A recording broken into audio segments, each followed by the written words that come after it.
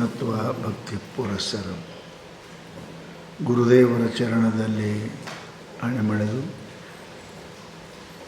ಸಮಸ್ತ ದೇವತೆಗಳಿಗೆ ವಂದಿಸಿ ಶ್ರೀಮದ್ ಭಗವತ್ಪಾದರು ಮುಮುಕ್ಷುವಿಗೆ ತತ್ವಜ್ಞಾನವನ್ನು ಮಾಡಿಕೊಡಲಿಕ್ಕೆ ಅತ್ಯಂತ ಪ್ರಾಧಾನ್ಯವಾಗಿರತಕ್ಕಂಥ ಸಾಧನ ಅಂದರೆ ಶರೀರತ್ರಯಗಳ ವಿಶ್ಲೇಷಣೆ, ಪಂಚಕೋಶಗಳ ವಿಶ್ಲೇಷಣೆ. ತನುತ್ರಯ ಪಂಚಕೋಶಗಳ ವಿವರಣೆಯನ್ನು ಮಾಡುವುದರಿಂದ, ಅವಸ್ಥಾತ್ರಯಗಳ ವಿವರಣೆ ಮಾಡುವುದರಿಂದ ಅವುಗಳಿಗೆ ವಿಲಕ್ಷಣವಾದ ಸಾಕ್ಷಿ ಚೇತನ ಪ್ರತ್ಯಗಾತ್ಮನೆ ನಾನು ಅನ್ನುವಂಥ ಜ್ಞಾನ ಆಗ್ತದೆ ಅಂತ ಹೇಳ್ಕೊಂಡು ಇಲ್ಲಿ ಅವಸ್ಥಾತ್ರಯಗಳ ವಿಚಾರವನ್ನು ಪ್ರಾರಂಭ ಮಾಡಿದ್ದಾರೆ. ಶಾಸ್ತ್ರಗಳಲ್ಲಿ ಸತ್ಯವನ್ನು ಪ್ರತಿಪಾದನೆ ಮಾಡಲಿಕ್ಕೆ ಕರ್ಮ, ಭಕ್ತಿ, ಜ್ಞಾನ ಅಂತ ಹೇಳಿದ್ದಾರೆ. ಕರ್ಮವು ಅಂತಃಕರಣವನ್ನು ಶುದ್ಧಿ ಮಾಡಿದರೆ, ಭಕ್ತಿ ಪ್ರೀತಿಯ ಜೊತೆಗೆ ಜ್ಞಾನವನ್ನು ಕೊಡ್ತದೆ ಅಂತ ಮಹಾನುಭಾವರ ಅಭಿಪ್ರಾಯ ಇದೆ. ಭಕ್ತಿ ಅಂದ್ರೇನು? ವಿಶೇಷವಾದ ನಂಬಿಕೆ. ನಾನು ಆತ್ಮ ಅನ್ನೋದು ಒಂದು ನಂಬಿಕೆಯೇ ಅದ. ಇದು ನಂಬಿಕೆ ಅದ. ದೇವರು ಅಂತ ಒಂದು ನಂಬಿಕೆ. ತನಗಿಂತ ಭಿನ್ನವಾಗಿ ದೇವರನ್ನು ನಂಬಿದರೆ ಭಕ್ತಿ ಅಂತೀವಿ. ಈಗ ನಾನೇ ದೇವರು ಅಂದರೆ ಜ್ಞಾನ ಅಂತೀವಿ. ಪರಂತು ಆ ನಾನೇ ಅನ್ನುವಲ್ಲಿ ಅವನಿಗೂ ನಿಷ್ಠೆ, ನಿಶ್ಚಯ ತಿಷ್ಠತಿ ಇತಿ ನಿಷ್ಠ ಅಂತ ಹೆಂಗಂದಾರೆ, ಅದು ಇರದಿದ್ದರೆ, ಆ ನಿಷ್ಠೆ ಇರದಿದ್ದರೆ ಅವನಿಗೆ ಪ್ರತ್ಯೇಕ ಭಿನ್ನ ಪರಮಾತ್ಮನ ಜ್ಞಾನ ಆಗುವುದಿಲ್ಲ. ಅದಕ್ಕೆ ಶಾಸ್ತ್ರದಲ್ಲಿ ತತ್ವಜ್ಞಾನ ಆದ ಅನಂತರದಲ್ಲಿಯೂ ನಿಷ್ಠೆಗಾಗಿ ಶಾಸ್ತ್ರಗಳನ್ನು ಹೇಳಿದ್ದಾರೆ. ಅಂಥದಕ್ಕೆ ಭಕ್ತಿ ಅಂತ ಕರೀತಾರೆ ಅಂತೇಳು ಅವ್ರು ಹೇಳಿದರು. ಸತ್ಯ ಅರಿವಾಗಬೇಕಾದರೆ ಕೇಳಬೇಕು, ಅದನ್ನೇ ವಿಚಾರ ಮಾಡಬೇಕು, ಅದನ್ನೇ ನೆನೆಸಬೇಕು. ಹೀಗೆ ಮಾಡುವುದರಿಂದ ಆತ್ಮನಿಗೆ, ಜೀವನಿಗೆ ಬ್ರಹ್ಮಜ್ಞಾನ ಆಗ್ತದೆ ಅಂತ ತಿಳ್ಕೊಂಡು ಭಕ್ತಿ ದೃಷ್ಟಿಯಿಂದ ಈ ಶ್ಲೋಕವನ್ನು ಹೇಳಿದ್ದಾರೆ. ಶ್ರವಣಂ ಕೀರ್ತನಂ ವಿಷ್ಣು ಸ್ಮರಣಂ ಪಾದಸೇವನಂ. ಭಾಗವತೊಳಗೆ ಇನ್ನು ಬೇರೆ ಕಡೆ ಶ್ರವಣಂ ಕೀರ್ತನಂ ಶಂಭು, ಎಲ್ಲಿ ವಿಷ್ಣು ಅಂತ ಹೇಳಿ ಅವರವರ ಪ್ರೀತಿಗೆ ಪಾತ್ರವಾದ ಧ್ಯೇಯವನ್ನು ಹೇಳ್ತಾರೆ. ಪಾದಸೇವನಂ ಅರ್ಚನಂ ವಂದನಂ ದಾಸ್ಯಂ ಸಖ್ಯಂ ಆತ್ಮ ನಿವೇದನಂ ಇತಿ ನವವಿಧ ಭಕ್ತಿ ಪರಮಪ್ರೇಮ ಲಕ್ಷಣಾಯ ಪರಮಭಕ್ತಿ ಸಾಧನಂ. ಇದೇನದವ ಅಂತ ಕೇಳಿದರೆ ಪರಮ ಅತ್ಯಂತ ಶ್ರೇಷ್ಠ ಲಕ್ಷಣವಾದ ಏನಪ್ಪ ಅಂತಂದ್ರೆ ಭಕ್ತಿಗೆ ಅದ. ಇದು ನಾರದ ಭಕ್ತಿ ಸೂತ್ರದಲ್ಲಿ ಅವ್ರು ಹೇಳಿದ್ರು, ಸಾತು ಪರಮ ಪ್ರೇಮಾಸ್ಪದ ರೂಪ. ಭಕ್ತಿಯ ಲಕ್ಷಣ ಒಳಗೆ ಪರಮ ಪ್ರೇಮಾಸ್ಪದ ರೂಪ. ಪ್ರೇಮ ಇಲ್ಲದವರು ಯಾರೂ ಜಗತ್ತಿನೊಳಗಿಲ್ಲ. ಯಾರ ಪ್ರೇಮ ಅದಾರಂತ ಜೀವ ಇರ್ತಾನೆ. ಪ್ರೇಮ ಹೋಯ್ತು ಅಂದ್ರೆ ಅದು ಬಿಟ್ಟು ಬಿಡ್ತಾನೆ, ಅವನು ಶರೀರ ಬಿಟ್ಟು ಹೋಗಿಬಿಡ್ತಾನೆ. ಅದಕ್ಕೆ ಎಲ್ಲರೇ ಪ್ರೇಮ ಇರ್ತಾನೆ. ಆದರೆ ಪರಮ ಪ್ರೇಮ ಅದಕ್ಕೆ ಭಕ್ತಿ ಅನ್ನಬೇಕು. ಪರಮ ಪ್ರೇಮ ಅಂದ್ರೆ ಪರಮಾತ್ಮನೇ ಪರಮ, ಅವನಕ್ಕಿಂತ ದೊಡ್ಡವ, ಅವನಕ್ಕಿಂತ ಸುಖಿ, ಅವನಕ್ಕಿಂತ ಯಾರ್ದಾರ. ಅದಕ್ಕೆ ಆ ಪರಮಾತ್ಮನಲ್ಲಿ ಏನು ಅಸಾಧಾರಣವಾದ ನಿಷ್ಠೆ ಅದ, ಅದಕ್ಕೇನಪ್ಪ ಅಂದ್ರೆ ಭಕ್ತಿ ಅಂತಾರೆ. ಪರಭಕ್ತೇ ಸಾಧನ. ಪ್ರೇಮ ಏನದ? ಪರಮಾತ್ಮನ ಭಕ್ತಿ, ಇದು ಸಾಧನ. ಮುಮುಕ್ಷುತ ಸ್ವಸ್ವರೂಪ ಸಾಕ್ಷಾತ್ಕಾರೇಣ ಆವಿದ್ಯಕಾನಾಂ ಅಹಂಕಾರಾದಿ ದೇಹಾಂತಾನಾಂ ಬಂಧಾನಾಂ ನಿವೃತ್ತಿ ಇಚ್ಛಾ. ಮುಮುಕ್ಷು ಏನು ಮಾಡ್ತಾನೆ ಅಂತ ಕೇಳಿದರೆ ಸ್ವಸ್ವರೂಪ ಸಾಕ್ಷಾತ್ಕಾರ ಮೂಲಕವಾಗಿ, ಅಂದರೆ ಆತ್ಮನ ನಿಷ್ಠೆಯಿಂದ ಅಹಂ ಬ್ರಹ್ಮಾಸ್ಮಿ ಅನ್ನತಕ್ಕಂಥ ನಿಷ್ಠೆಯಿಂದ, ಆವಿದ್ಯಕಾನಾಂ ಅವಿದ್ಯೆಯಿಂದ ಉತ್ಪನ್ನವಾಗಿರತಕ್ಕಂತಹ ತೋರಿರುವ ಅಹಂಕಾರಾದಿ, ಅಹಂಕಾರ ಆದಿ ಅಂದರೆ ಅಂತಃಕರಣ ಚಕ್ಷು ಆದಿ ದೇಹಾಂತಾನಾಂ ಅಹಂಕಾರವೇ ಮೊದಲು ಮಾಡಿಕೊಂಡು ದೇಹವೇ ಕಡೆಯಾಗಿರ್ತಕ್ಕಂಥ ಬಂಧಾನಾಂ ಅಂದರೆ ಮಮತ್ವ ಬುದ್ಧಿ, ಮಮಕಾರದಿಂದ ಮಿಕ್ಕಿನ ಬಂಧ ಮುಟ್ಟೆ. ಅದಕ್ಕೆ ದೇಹ, ಇಂದ್ರಿಯ, ಮನಸ್ಸು ಅವುಗಳ ವ್ಯವಹಾರವು ತನ್ನಲ್ಲಿ ಆರೋಪ ಮಾಡಿಕೊಳ್ಳುವುದರಿಂದ ನಾನೇ ಮಾಡೀನಿ ಅಂತ ಅವಕ್ಕೆ ತಿಳಿದುಕೊಂಡಿರುವುದರಿಂದ ಇದಕ್ಕೇನಪ್ಪ ಅಂತ ಕೇಳಿದ್ರೆ ಬಂಧ ಅಂತಾರೆ. ಯಾವಾಗ ಆತ್ಮಸ್ವರೂಪನೇ ನಾನು ಅಂತ ಆತ್ಮನಿಷ್ಠೆ ಆಯಿತು, ಇಲ್ಲಿವರೆಗೆ ದೇಹನಿಷ್ಠೆ ಇತ್ತು, ಅವನಿಗೆ ಇಂದ್ರಿಯ ನಿಷ್ಠೆ ಇತ್ತು, ನಾನು ನೋಡ್ತೀನಿ, ನಾ ಕೇಳ್ತೀನಿ, ನಾ ಮಾಡ್ತೀನಿ ಅಂತ. ಈಗ ಆತ್ಮನಿಷ್ಠನಾಗಿರುವುದರಿಂದ ನ ಕಿಂಚಿನ್ ಕರೋಮಿ, ನಾಹಂ ಸುಖಿ ನಾಹಂ ದುಃಖಿ ಚೇತನ ಸ್ವರೂಪವಂ, ಹೀಗೆ ತಿಳಿದಿರುವುದೇನಪ್ಪ ಅಂದ್ರೆ ಏನಕ್ಕ ಬಂಧಾನಾಂ. ಭಾಳ ಅದ ಬಂಧ, ಒಂದೇ ಅದ ಬಹುವಚನ ಇಟ್ಟರೆ ಬಂಧಾನಾಂ ಅಂದ್ರೇನು? ಇವೆಲ್ಲ ಕಣ್ಣೇ ನಾನು, ಕಿವಿ ನಾನು, ಇವೇನದಲ್ಲ, ಇವೆಲ್ಲ ಅವನಿಗೇನಪ್ಪ ಅಂದ್ರೆ ಅವುಗಳ ಪಟುತ್ವ, ಮಂದತ್ವ, ಅಂಧತ್ವಗಳಲ್ಲಿ ಏನು ಆತ್ಮ ಅರೂಪ ಬುದ್ಧಿ ಮಾಡ್ಯಾನಲ್ಲ, ಇದಕ್ಕೆ ಬಹುವಚನ ಇಟ್ಟು ಬಂಧನ ನಿವೃತ್ತಿ ಇಚ್ಛಾ, ಇದು ಮುಖ್ಯತ್ವ. ಏನು ಇವುಗಳಲ್ಲಿ ನಾನು ನನ್ನದು ಅನ್ನತಕ್ಕಂಥ ಏನು ವಿಪರೀತ ಬುದ್ಧಿ ಆಗ್ಯದಲ್ಲ, ಈ ಬುದ್ಧಿ ಬಿಡುವುದು, ಬಿಡಬೇಕನ್ನೋ ಇಚ್ಛಾ ಏನಪ್ಪ ಅಂದ್ರೆ ಅದಕ್ಕೆ ಮುಮುಕ್ಷುತ ಅಂತ ಕರೀತಾರೆ. ಅವನಿಗೆ ಬಿಡಬೇಕನ್ನೋದು ಇಚ್ಛಾ ಆಗಬೇಕು ಅಂದ್ರೆ ಮೊದಲು ಇವು ಬಂಧ ಅಂತ ತಿಳ್ಕೋಬೇಕು. ತಿಳಿದಿಲ್ಲ ಅಂದರೆ ಏನು ಇಚ್ಛೆ ಆಗ್ತದೆ? ಈ ವಸ್ತು ನನಗೆ ಹಿತಕರ, ಈ ವಸ್ತು ನನಗೆ ಅಹಿತಕರ ಅಂತ ಜ್ಞಾನ ಆದ ಮೇಲೆ ಪ್ರವೃತ್ತಿ ನಿವೃತ್ತಿಗಳು ಆಗ್ತಾವೆ, ಗ್ರಹಣ ತ್ಯಾಗಗಳು ಆಗ್ತಾವೆ. ಯಾವ ಮನುಷ್ಯ ಜ್ಞಾನನೇ ಇಲ್ಲ, ಅವನಿಗೆ ಗ್ರಹಣ ಪ್ರಾಣ ಪ್ರಶ್ನೆಯೇ ಇಲ್ಲ ಅವನಿಗೆ. ಅದಕ್ಕೆ ಇಚ್ಛಾ ಉತ್ಪನ್ನ ಆಗಬೇಕಾದ್ರೆ ಮೊದಲ ದೇಹವೇ ಮೊದಲು ಮಾಡಿಕೊಂಡು ಅಹಂಕಾರ ಪರ್ಯಂತರವಾಗಿ ಇವು ಅನಾತ್ಮ ಅದಾವ, ಇವುಗಳ ತಾದಾತ್ಮ್ಯದಿಂದ ನನಗೆ ದುಃಖ ಆಗ್ತದೆ ಅಂತ ಇವು ಬಿಡಬೇಕು ಅಂತ ಇಚ್ಛೆ ಆಯಿತು ಅಂದರೆ ಆತ್ಮಜ್ಞಾನ ಕಡೆ ಪ್ರವೃತ್ತಿ ಹಾಕನ. ಹೀಗೆ ಅನಾತ್ಮಗಳ ನಿವೃತ್ತಿ ಇಚ್ಛಾ, ಸತ್ಯದಲ್ಲಿ ಪ್ರಾಪ್ತಿ ಇಚ್ಛಾ ಎನ್ನೋದು ಇದಕ್ಕೆ ಮುಮುಕ್ಷು ಅಂತಾರೆ. ಅದಕ್ಕೆ ವೈರಾಗ್ಯ ಕಾರಣ ಅಂತಾರಲ್ರಿ. ಬಿಟ್ಟು ಬಳಕೆ ಈ ಕಡೆ ಇಲ್ಲ, ಮೊದಲು ದುಃಖ ಅಂತ ಅದು ಗೊತ್ತಾಗಬೇಕು ಅವನಿಗೆ. ವೈರಾಗ್ಯ ಇಲ್ಲಿ ಮುಮುಕ್ಷು ಬರಂಗಿಲ್ಲ ಅವನಿಗೆ, ಬಂದರೂ ಅದು ಒಳ್ಳೆಯೂ ಇಲ್ಲ. ದೇಖಿ ಅಂತಾರೆ ಅದಕ್ಕೆ. ಏನಂತ ಇನ್ನೊಬ್ಬರು ನೋಡಿ ಮಾಡ್ದ ಅಂತಂದ್ರೆ ಅದು ಅವನಿಗೆ ಫಲ ಕೊಡುವುದಿಲ್ಲ. ಅದಕ್ಕೆ ಮೊದಲ ದುಃಖ ಏನಪ್ಪ ನಿವೃತ್ತಿ ಇಚ್ಛೆ ಆಗಬೇಕು. ಆಮೇಲೆ ಏನರ ಪ್ರಯತ್ನ ಮಾಡಿ ಸುಖ ಪಡಿಬೇಕಂತ ಮಾಡ್ತಾನೆ.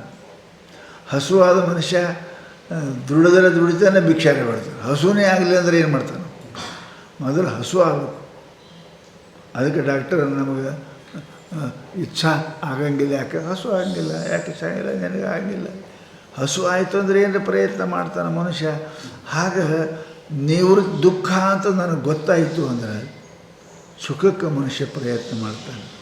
ದುಃಖ ನಿವೃತ್ತಿ ಇಚ್ಛಾ, ಸುಖದ ಪ್ರಾಪ್ತಿ ಇಚ್ಛಾ ಏನಪ್ಪ ಇದು ಮುಮುಕ್ಷುತ ಅದ ನಿವೃತ್ತಿರಿಚ್ಛಾ.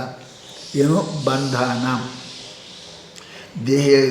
ದೇಹಗೇಹಾದಿಗಳಲ್ಲಿ ಇರತಕ್ಕಂಥ ಕಾಣೋಹಂ, ನಾನು ಕಾಣಂಗಿಲ್ಲ, ಏನಪ್ಪ ನಾನು ಮೂಕೋಹಂ, ಇವೇನು ಪ್ರವೃತ್ತಿ ಆಗ್ತವಲ್ಲ, ಇವೆಲ್ಲ ನಿವೃತ್ತಿ ಇಚ್ಛಾ ಅವನಿಗಾಗ್ತದೆ. ದೈವಿ ಸಂಪತ್ತಿ ಏನಪ್ಪ ಅದಕ್ಕೇನಂತಾರೆ, ಹಿಂಗೆ ಇಚ್ಛಾ ಹಾಕಿ ದೈವ ಸಂಪತ್ತನ್ನು ಕೂಡಿಕೊಂಡು ತಿಳ್ಕೋಬೇಕು. ಸಾಪಿ ಗೀತಾಸು ಷೋಡಶಾಧ್ಯಾಯೇ ಅಭಯಂ ಸತ್ವ ಸಂಶುದ್ಧಿ ಇತ್ಯಾದಿನ ಕಥಿತ. ಯಾವಾಗ ಹಿಂಗೆ ಇಚ್ಛಾ ಆಯಿತು ಅಂದ್ರೆ ಅವನು ದೈವ ಸಂಪತ್ತಿಂದ ಕೂಡಿಕೊಂಡಾನ. ಕಿಶಾಗ ರೊಕ್ಕಿದ್ರೆ ಇಚ್ಛಾ ಹಾಕ, ರೊಕ್ಕನೇ ಇಲ್ಲಂದ್ರೆ ನೋಡ್ಕೋತ ನಿಂದಿರ್ತಾನೆ. ಮತ್ತೇನದ ರೊಕ್ಕ ಇದ್ದಂದ್ರೆ ಏನು ತೊಗೋತ ಇಚ್ಛಾ ಹಾಕ, ರೊಕ್ಕನೇ ಇಲ್ಲಂದ್ರೆ ನಡಿಯಪ್ಪ ಅದು ನಮ್ಮ ಕೆಲಸ ಇಲ್ಲ ಅಂತ ಹೋಗ್ಕೊಂಬ, ನಮ್ಮ ಕೆಲಸ ಇಲ್ಲ ಅಂತ ಹೋಗ್ತಾನೆ. ಇತ್ತು ರೊಕ್ಕ ಖರೀದಿ ಮಾಡೋಕ್ಕೆ ಇಚ್ಛೆ ಆಗ್ತದೆ. ಆಗ ಯಾವನಲ್ಲಿ ದೈವಿ ಸಂಪತ್ತು ಗುಣಗಳು ಅದಾವ ಅವನೇ ನಿತಾಂತ ದುಃಖ ನಿವೃತ್ತಿಗೂ ಪರಮಾನಂದ ಪ್ರಾಪ್ತಿಗೆ ಇಚ್ಛಾ ಮಾಡ್ತಾನೆ ವಿನಃ ಪುಣ್ಯ ಸಂಪತ್ತು ಇಲ್ಲ ಅವ ಮಾಡೋಂಗಿಲ್ಲ. ಅವ ಏನು ಸಂಪತ್ತು ಅಂದ್ರೆ ಗೀತಾದ ಉದಾಹರಣೆ ಕೊಡ್ತಾರೆ.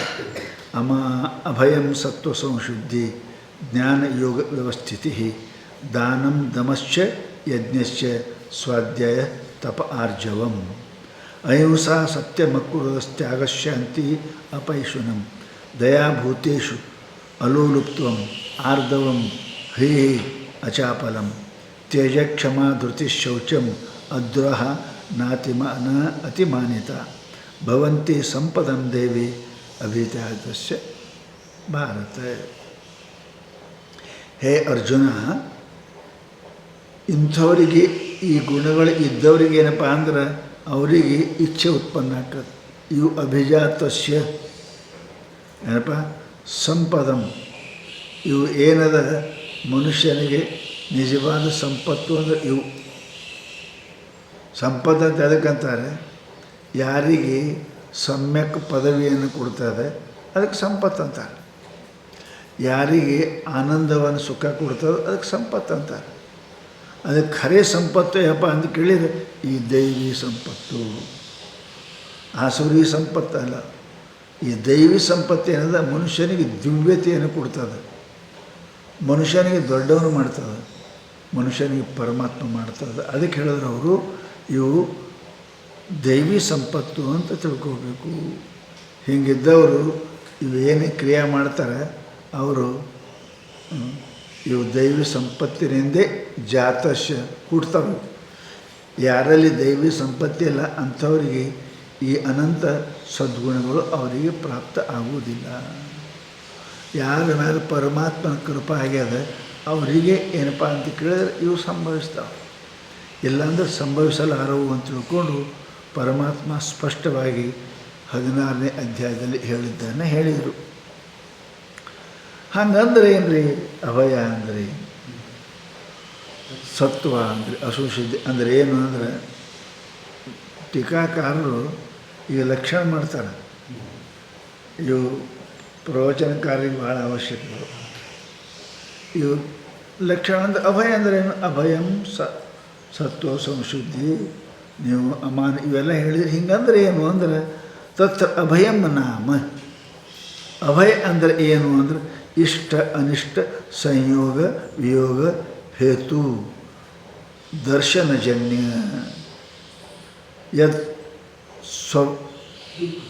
ಯದ್ ದುಃಖ ಭಯಂ ತದರಾಹಿತ್ಯಂ. ನೋಡ್ರಿ, ಅಭಯ ಅಂದರೆ ಏನು ರೀ? ದುಃಖ ಭಯ ರಾಹಿತ್ಯ, ಇದು ಅಭಯ. ಅವ್ರು ಹೆಂಗೆ ಬರ್ತಾವೆ? ದುಃಖ ಭಯ ಇಲ್ಲಾಂದ್ರೆ ನಾವು ನಿರ್ಭಯ ಇದ್ದೇವ್ರಿ ಅಂತ. ನಿರ್ಭಯ ಎರಡು ಪ್ರಕಾರ ಜನ ಇರ್ತಾರೆ.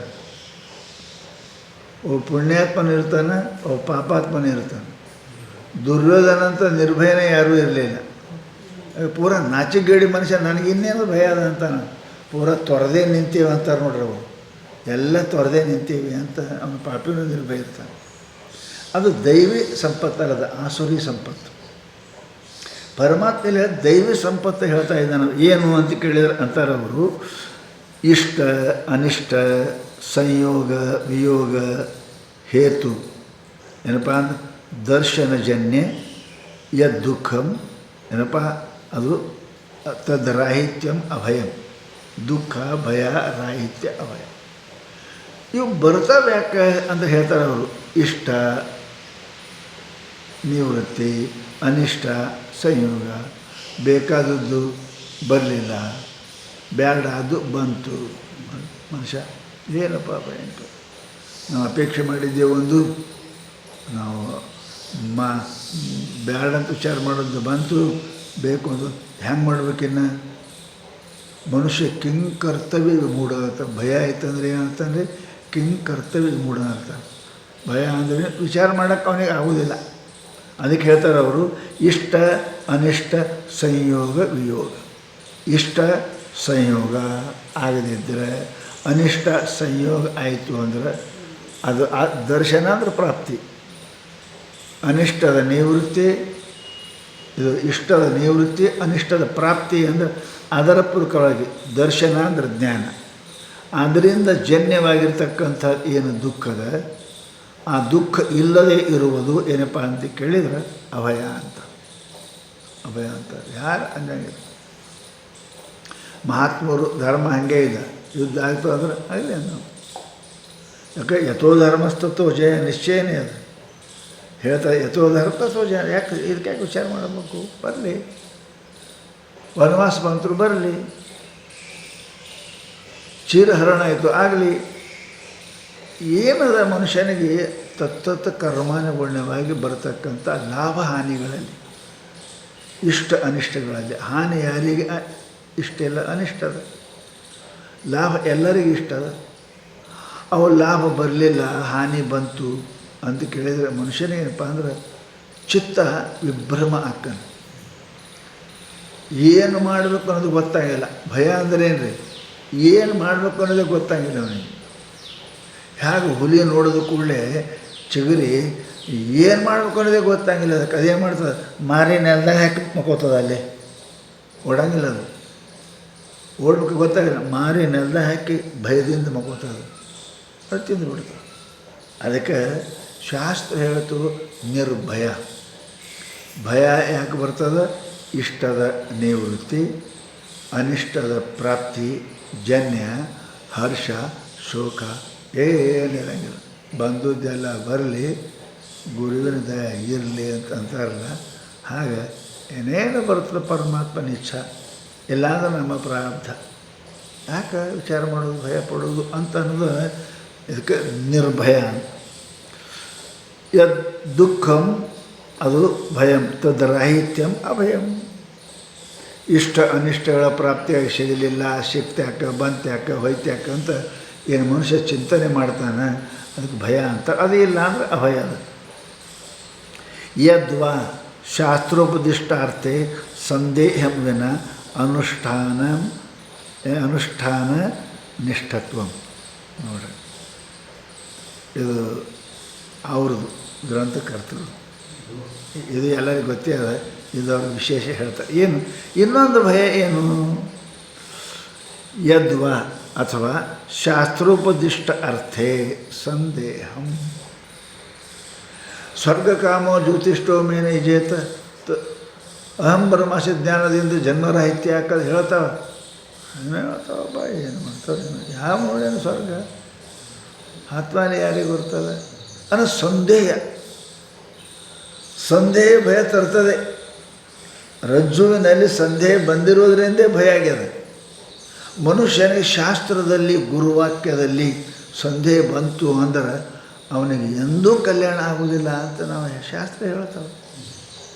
ಆದ್ದರಿಂದಪ್ಪ ಅಂತ ಹೇಳಿದ್ರೆ ಅವರು ಶಾಸ್ತ್ರೇಣ ಉಪದಿಷ್ಟ ಅರ್ಥೇ.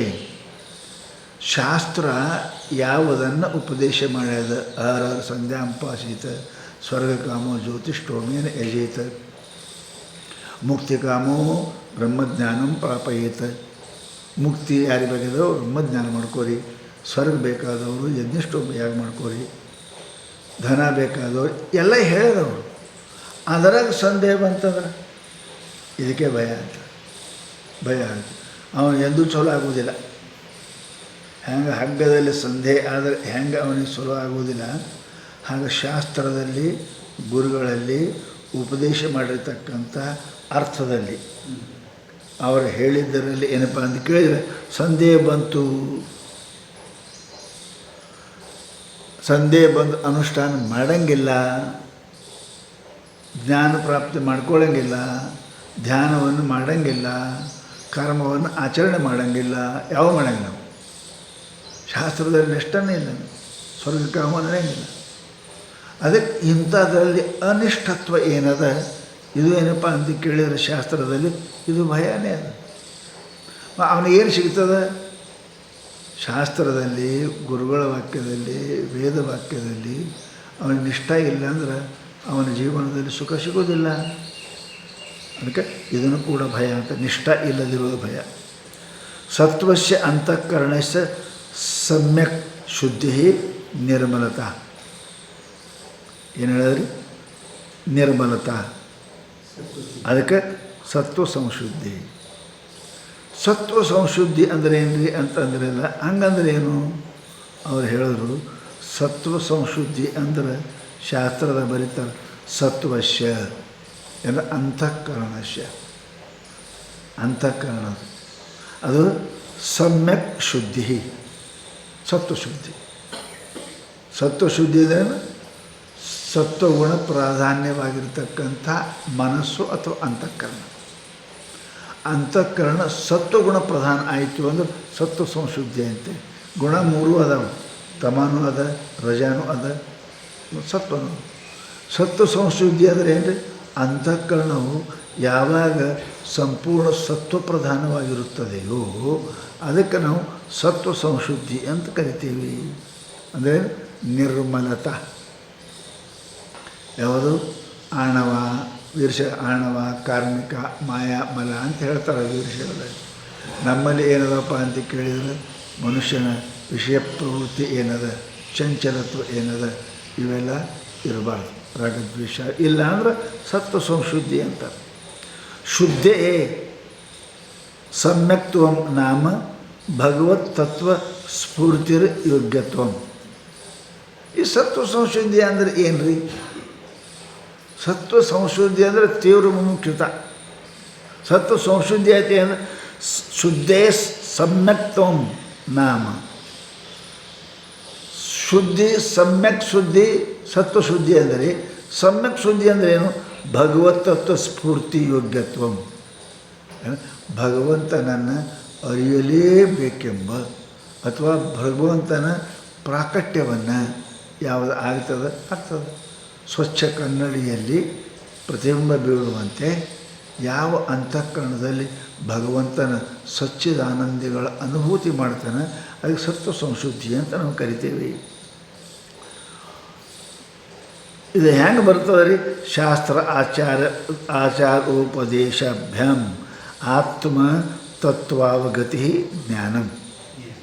ಈ ಜ್ಞಾನ ಹೆಂಗೆ ಹಾಕದ ಅಂತ ಕೇಳಿದ್ರೆ ಅವರು ಶಾಸ್ತ್ರ ಆಚಾರ್ಯ ಉಪದೇಶಾಭ್ಯಾಂ.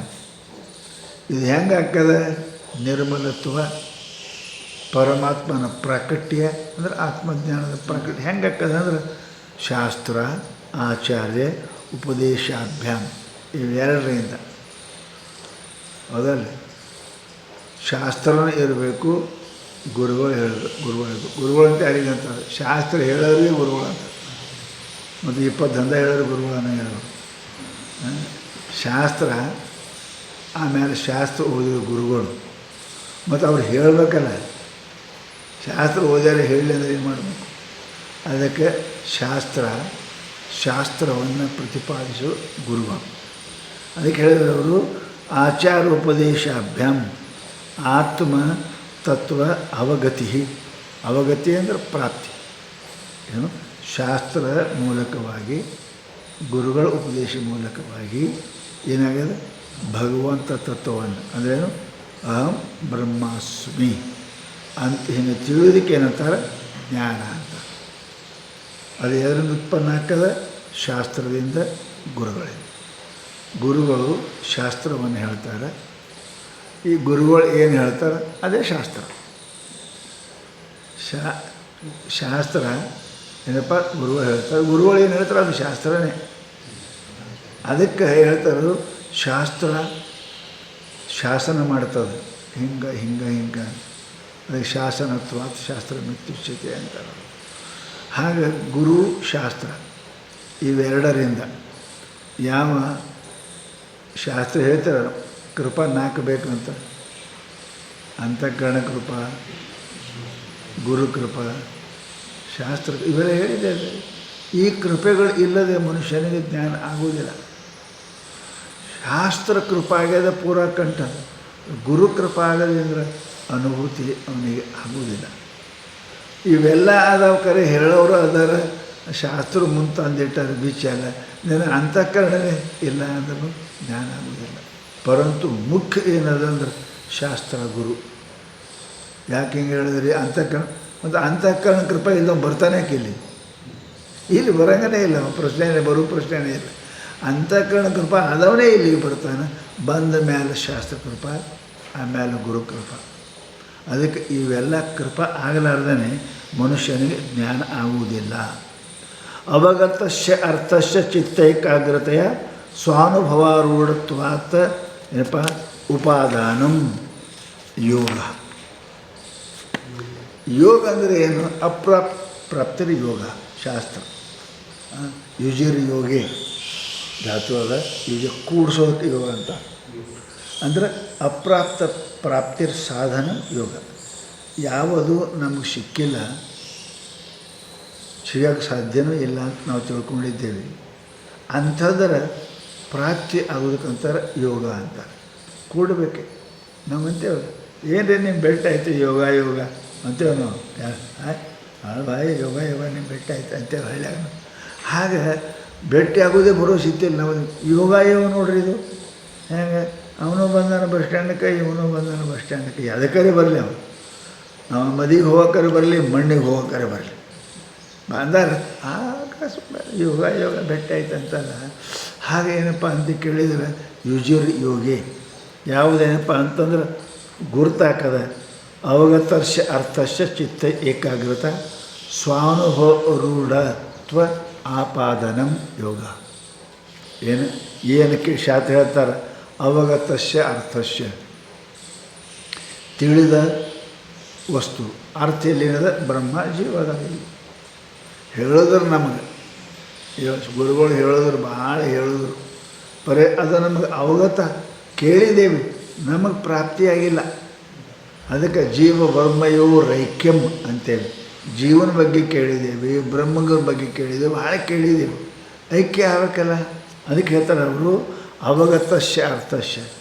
ಜೀವನ ಅವಗತ ಆಗ್ಯದ, ಬ್ರಹ್ಮದ ಅವಗತ ಆಗ್ಯದ. ದೇವ್ ಅಂದ್ರೆ ಏನು, ಬ್ರಹ್ಮ ಅಂದ್ರೆ ಏನು, ತತ್ ಅಂದ್ರೆ ಏನು, ತ್ವಮ್ ಅಂದ್ರೆ ಏನು ಗೊತ್ತಾಗ್ಯದ. ಅಶೀನೇ ಆಗಿಲ್ಲ ಇನ್ನು. ಅಶೀನೇ ಆಗಿಲ್ಲ ಅಂತಂದ್ರೆ ಜೀವ ಕೇಳೋದು ಏನರ್ಥ, ಬ್ರಹ್ಮದ ಕೇಳೋದು ಅರ್ಥ ಅಲ್ಲ. ಇವು ಜೀವ ಬ್ರಹ್ಮರ ಯೋಗ ಆಯಿತು ಅಂತ ಕೇಳಿದರೆ ಅದಂತರ ಆಪಾದನ. ಅವಗತಸ್ಯ ಅರ್ಥಸ್ಯ ತ್ವಂಪದಸ್ಯ ಅರ್ಥಸ್ಯ ತತ್ಪದಸ್ಯ ಅರ್ಥಸ್ಯ ಚಿತ್ತ ಏಕಾಗ್ರತೆಯ ಏಕಾಗ್ರ ಚಿತ್ತ ಇದೆ. ಗುರುಗಳು ಹೇಳ್ಯಾರ ತ್ವಂ ಬ್ರಹ್ಮಾಸಿ ಹೇಳ್ಯಾರ. ಅದು ಅಹಂ ಬ್ರಹ್ಮಾಸ್ಮಿ ಆಗ್ಬೇಕಲ್ಲ. ತ್ವಂ ಬ್ರಹ್ಮಾಸ್ಮಿ ಅಂದದ್ದನ್ನು ಅಹಂ ಬ್ರಹ್ಮಾಸ್ಮಿ ಆಗ್ಬೇಕಂತಂದ್ರೆ ಚಿತ್ತ ಏಕಾಗ್ರತೆಯ ಮನುಷ್ಯ ಚಿಂತನೆ ನಿಧಿಧ್ಯಾಸನ ಮಾಡಿ ಸ್ವಾನುಭವ ರೂಢತ್ವ ಆಪಾದನಂ. ಏನು ಹೌದು ಗುರುಗಳು ಹೇಳ್ಯಾರ, ನನಗೆ ಗೊತ್ತಾಗ್ಯದ. ಅದ ಲಡ್ಡು ರುಚಿ ಅದ ಗೊತ್ತದ, ಹೇಳ್ಯಾರ ಅವರೆಲ್ಲರೂ. ಮತ್ತು ರುಚಿದ ಅನುಭವ ಆಗಬೇಕಾದ್ರೆ ಬಾಯಾಗಿಡಬೇಕು. ಹಾಗೆ ಗುರುಗಳು ಶಾಸ್ತ್ರ ಹೇಳೋದು ನಮಗೆ. ಸ್ವಚ್ಛದಾನಂದ ಲಕ್ಷಣ, ನೀನು ಇದ್ದೀಯ ಅವನು ಇದ್ದೀಯ ಏಕಾಗ್ಯದ ಅಂತ ಅಂದರು. ಪರಂತು ನಮ್ಮ ಅನುಭವಕ್ಕೆ ಬಂದಿಲ್ಲ. ಕೇಳಿದೇವೆ, ಆ ಲಡ್ಡುದು ಎಲ್ಲ ವರ್ಣನೆ ಕೇಳಿದೇವೆ, ನಮ್ಮ ಬಾಯಾಗಿಟ್ಟಕ್ರೆ ಅನುಭವ ಆಗ್ತದೆ. ಅದು ಆ ಅನುಭವಕ್ಕನೇ ಯೋಗ ಅನ್ಬೇಕು ಅಂತಾರೆ ಅವರು, ಯುಜಿರ್ ಯೋಗಿ. ಅದಕ್ಕೆ ಹೇಳಿದ್ರು ಸದ್ಗುರುಗಳು ಶಾಸ್ತ್ರಗಳು ನನಗೆ ಅನಂತ ಸಂಶಯ, ಅಸಂಭಾವನಾ, ವಿಪರೀತ ಭಾವನಾ ನಿವೃತ್ತಿಪೂರ್ವಕವಾಗಿ ಅವರು ನನಗೆ ಉಪದೇಶ ಮಾಡಿದ ಅನಂತರದಲ್ಲಿ ಅದು ಸಚ್ಚಿದಾನಂದ ಪರಮಾತ್ಮನ ಯಾವಾಗ ಅನುಭವ ಆಗ್ತದೆ, ಸೋಹಂ ಅನುಭವ ಆಗ್ತದೆ. ಸದ್ರೂಪದ ಚಿದ್ರೂಪದ ಆನಂದದ ನಿತ್ಯದ ಪೂರ್ಣದ ಇವನಿಗೆ ಅನುಭೂತಿ ಆಯಿತು ಅಂದ್ರೆ ಅದಕ್ಕೆ ಯೋಗ ಅನ್ನಬೇಕು ಅಂತಾರೆ ನಾವು. ಜೀವ ಪರಮಾತ್ಮರ ಯೋಗ ಅದು ಯೋಗ ಅಂತ ಕರಿಬೇಕು. ತಯೋರ್ ವಿಶೇಷಣಾವಸ್ಥಿತಿ ಸದಾ ತನ್ನಿಷ್ಠತಾ ಜ್ಞಾನ ಯೋಗ ವ್ಯವಸ್ಥಿತಿ. ಜ್ಞಾನ ಯೋಗ ವ್ಯವಸ್ಥಿತಿ ಅಂದರೆ ಏನು? ಅದರಾಗ ಇರುದ್ರಿ ಜ್ಞಾನ ಆಯ್ತು ಖರೆ, ಮತ್ತು ಹಂಗೆ ತಿರುಗೋದು ಕುಂತಾರೆ ಮನಸ್ಸು ಮತ್ತು ಹರಿಯಕ್ಕೆ ಅದರಾಗಿರೋದು ಅವಸ್ಥಿತಿ. ಸ್ಥಿತಿ ಅಲ್ಲ, ಅವಸ್ಥಿತಿ ಅಲ್ಲೇ ಇರೋದು. ಹೆಂಗೆ ಭಾಳ ತಿರುಗಾಡಕತ್ತು ಅಂದ್ರೆ ಪಾರಿವಾಳಕ್ಕೆ ಪಂಕ ಕಿತ್ತು ಬಿಡ್ತೀರಲ್ಲ, ಪಾರಿವಾಳ ಭಾಳ ಹಾರಾಡಕತ್ತು ಬರ್ತಾವೆ ಖರೆ, ಓಡಿ ಮತ್ತು ಇಲ್ಲಿಗೆ ಬರ್ತಾವೆ. ಅವು ಹೋಗಬಾರ್ದು ಹಾರಬಾರ್ದು ಪಂಕ ಕಿತ್ತಬೇಕು, ಅವು ಇಲ್ಲೇ ಇರ್ತವೆ, ಎಲ್ಲಿ ಹೋಗಿಲ್ಲ.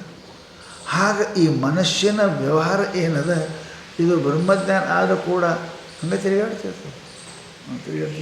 ಅದಕ್ಕೆ ಜ್ಞಾನ ಯೋಗ ಅವಸ್ಥಿತಿ ಅಂತಾರೆ ಅವರು. ಜ್ಞಾನ ಆದ ಮೇಲೆ ಯೋಗ ಸದಾ ಅವಸ್ಥಿತಿ ಇರಬೇಕು. ಅದಕ್ಕೆ ಹೇಳಿದ್ರು ಅವರು ತಯೋರ್ ವಿಶೇಷಣಾವಸ್ಥಿತಿ. ತಯೋ ಅಂದರೆ ಜೀವ ಬ್ರಹ್ಮಯೋ ಏನು ಐಕ್ಯ ಜ್ಞಾನಕ್ಕೆ ಅವಸ್ಥಿತಿ ಸದಾ ಅದರಾಗಿ ಇರುವುದರಿ ಸದಾ ಜ್ಞಾನ ಯೋಗ ವ್ಯವಸ್ಥೆ. ಜ್ಞಾನ ಯೋಗ ವ್ಯವಸ್ಥೆ ಇದ್ದೇನೆ ಅಹಂ ಬ್ರಹ್ಮಾಸ್ಮಿ ಜ್ಞಾನ. ಜ್ಞಾನ ಅಂದ್ರೆ ಏನು ರೀ? ಯೋಗ ಅಂದ್ರೆ ಏನು ಹೇಳಿದ್ರಲ್ಲ ಆಗಲೇ, ಅದರಾಗಿ ಇರೋದು. ಜ್ಞಾನ ಯೋಗ ವ್ಯವಸ್ಥಿತಿ ಅಂದರೆ ಅರ್ಥ ಏನು? ತಿಳಿದ ಜ್ಞಾನದಲ್ಲಿ ಅಲ್ಲಿ ನಾನು ಬ್ರಹ್ಮ ಅಂತ ತಿಳಿದೆ ಅಂದರೆ ಆ ಬ್ರಹ್ಮನಾಗೆ ಇರೋದು. ಅಂದರೆ ಸದಾ ಬ್ರಹ್ಮಚಿಂತನೆ ಇರೋದಕ್ಕೆ ಏನಂತಾರೆ? ಜ್ಞಾನ ಯೋಗ ವ್ಯವಸ್ಥಿತಿ ಅಂತಾರೆ. ಯಾರಿಗೆ ಕೇಳ್ತಾರೆ? ನೀವು ಬರ್ರಿ ವ್ಯವಸ್ಥೆ ಮಾಡಿರಿ ಇಲ್ಲ ಕೇಳ್ತೀರಿ ನೀವು? ಬಾ ಅಂತಂದ್ರೆ ಹಾಗೆ ಎಲ್ಲಿ ಕೊಂಡಿರ್ಬೇಕು, ಎಲ್ಲಿ ಹೋಗ್ಬೇಕು, ಬರ್ರಿ ಅಂತ ಹೇಳಿದೆ. ವ್ಯವಸ್ಥೆ ಮಾಡಿರಿ ಇಲ್ಲ. ಒಬ್ಬ ಮಿನಿಸ್ಟರ್ ಬರ್ಬೇಕಾದ್ರೆ ಮೊದಲು ಮಾಡಿಕೊಂಡಿದ್ರೆ ವ್ಯವಸ್ಥೆ ಮಾಡ್ತಾರೆ. ಹಾಗೆ ನಿಮ್ಮದು ವ್ಯವಸ್ಥೆ ಅದ ಇಲ್ಲ, ಯೋಗದ್ದು ಜ್ಞಾನದ ವ್ಯವಸ್ಥೆ ಅದ ಇಲ್ಲ. ಏನು? ಸದಾ ಚಿಂತನೆ ಮಾಡೋದು ಅಂತಃಕರಣದ ಸೋಹಂ ಸೋಹಂ ಸೋಹಂ ಅಹಂ ಬ್ರಹ್ಮಾಸ್ಮಿ. ಇದಕ್ಕಂತಾರೆ ಜ್ಞಾನ ಯೋಗ ವ್ಯವಸ್ಥಿತಿ ತನ್ನಿಷ್ಠ ಹೇಳಿದ್ರು.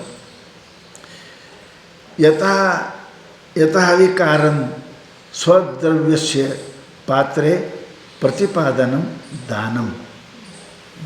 ದಾನಂ ಅಂದರೆ ಏನು? ಕೊಡೋದ್ರೆ ದಾನಂ ಧಮಶ್ಚ ಯಜ್ಞಶ್ಚ ಹೇಳಲ್ಲ ಅವರು. ದಾನ ಯತಃ ಅಧಿಕಾರಂ ನಿಮ್ಮ ಅಧಿಕಾರಕ್ಕೆ ಅನುಗುಣವಾಗಿ ಕೊಡೋದು, ಅದಕ್ಕೆ ದಾನ ಅಂತ. ಆ ದಾನಕ್ಕೆ ಭಾಳ ಮತ್ತು ಬರೆದಾರೆ ಇಷ್ಟೇ. ಇಲ್ಲಿ ಏನಪ್ಪ, ನಿಮ್ಮ ಅಧಿಕಾರಕ್ಕೆ ಅನುಗುಣವಾಗಿ ತಗೊಳ್ಳೋನ ಅಧಿಕಾರಕ್ಕೂ ಅನುಗುಣವಾಗಿ ಅದನ್ನು ಕೊಡೋದು. ಮನೆಯಾಗ ಏನು ತಿನ್ನೋಕ್ಕಿಲ್ಲ, ನಾನು ಒಂದು 10,000 ಬರ್ಕೋರಿ ಅಂದ. ಏನು ಬರ್ಕೋರಿ ಹರ್ಕೋರಿ, ಏನು ಕೆಲಸಗಿಲ್ಲ ವರ್ಷದ್ದು. ಒಂದು. ಎರಡನೇದು ಪಾತ್ರಾನುಸಾರ ಧ್ಯೇಯಂ. ನಮ್ಮ ಅಪ್ಪಗಳು ಅಂತೀರು, ಭಿಕ್ಷೆ ಬೇಡಕ್ಕೆ ಬಂದಾನಂತ ತಗೋಪ್ಪ ಇದೊಂದು ಆನೆ ತೊಗೊಂಡು ಹೋಗ ಅಂದ. ಅವನು ಹೊಟ್ಟೆಗೆ ಭಿಕ್ಷೆ ಬೇಡ, ಆನೆಗೆ ಅಂತ ಅಂದು ಹಾಕ್ಬೇಕ್ರಿ.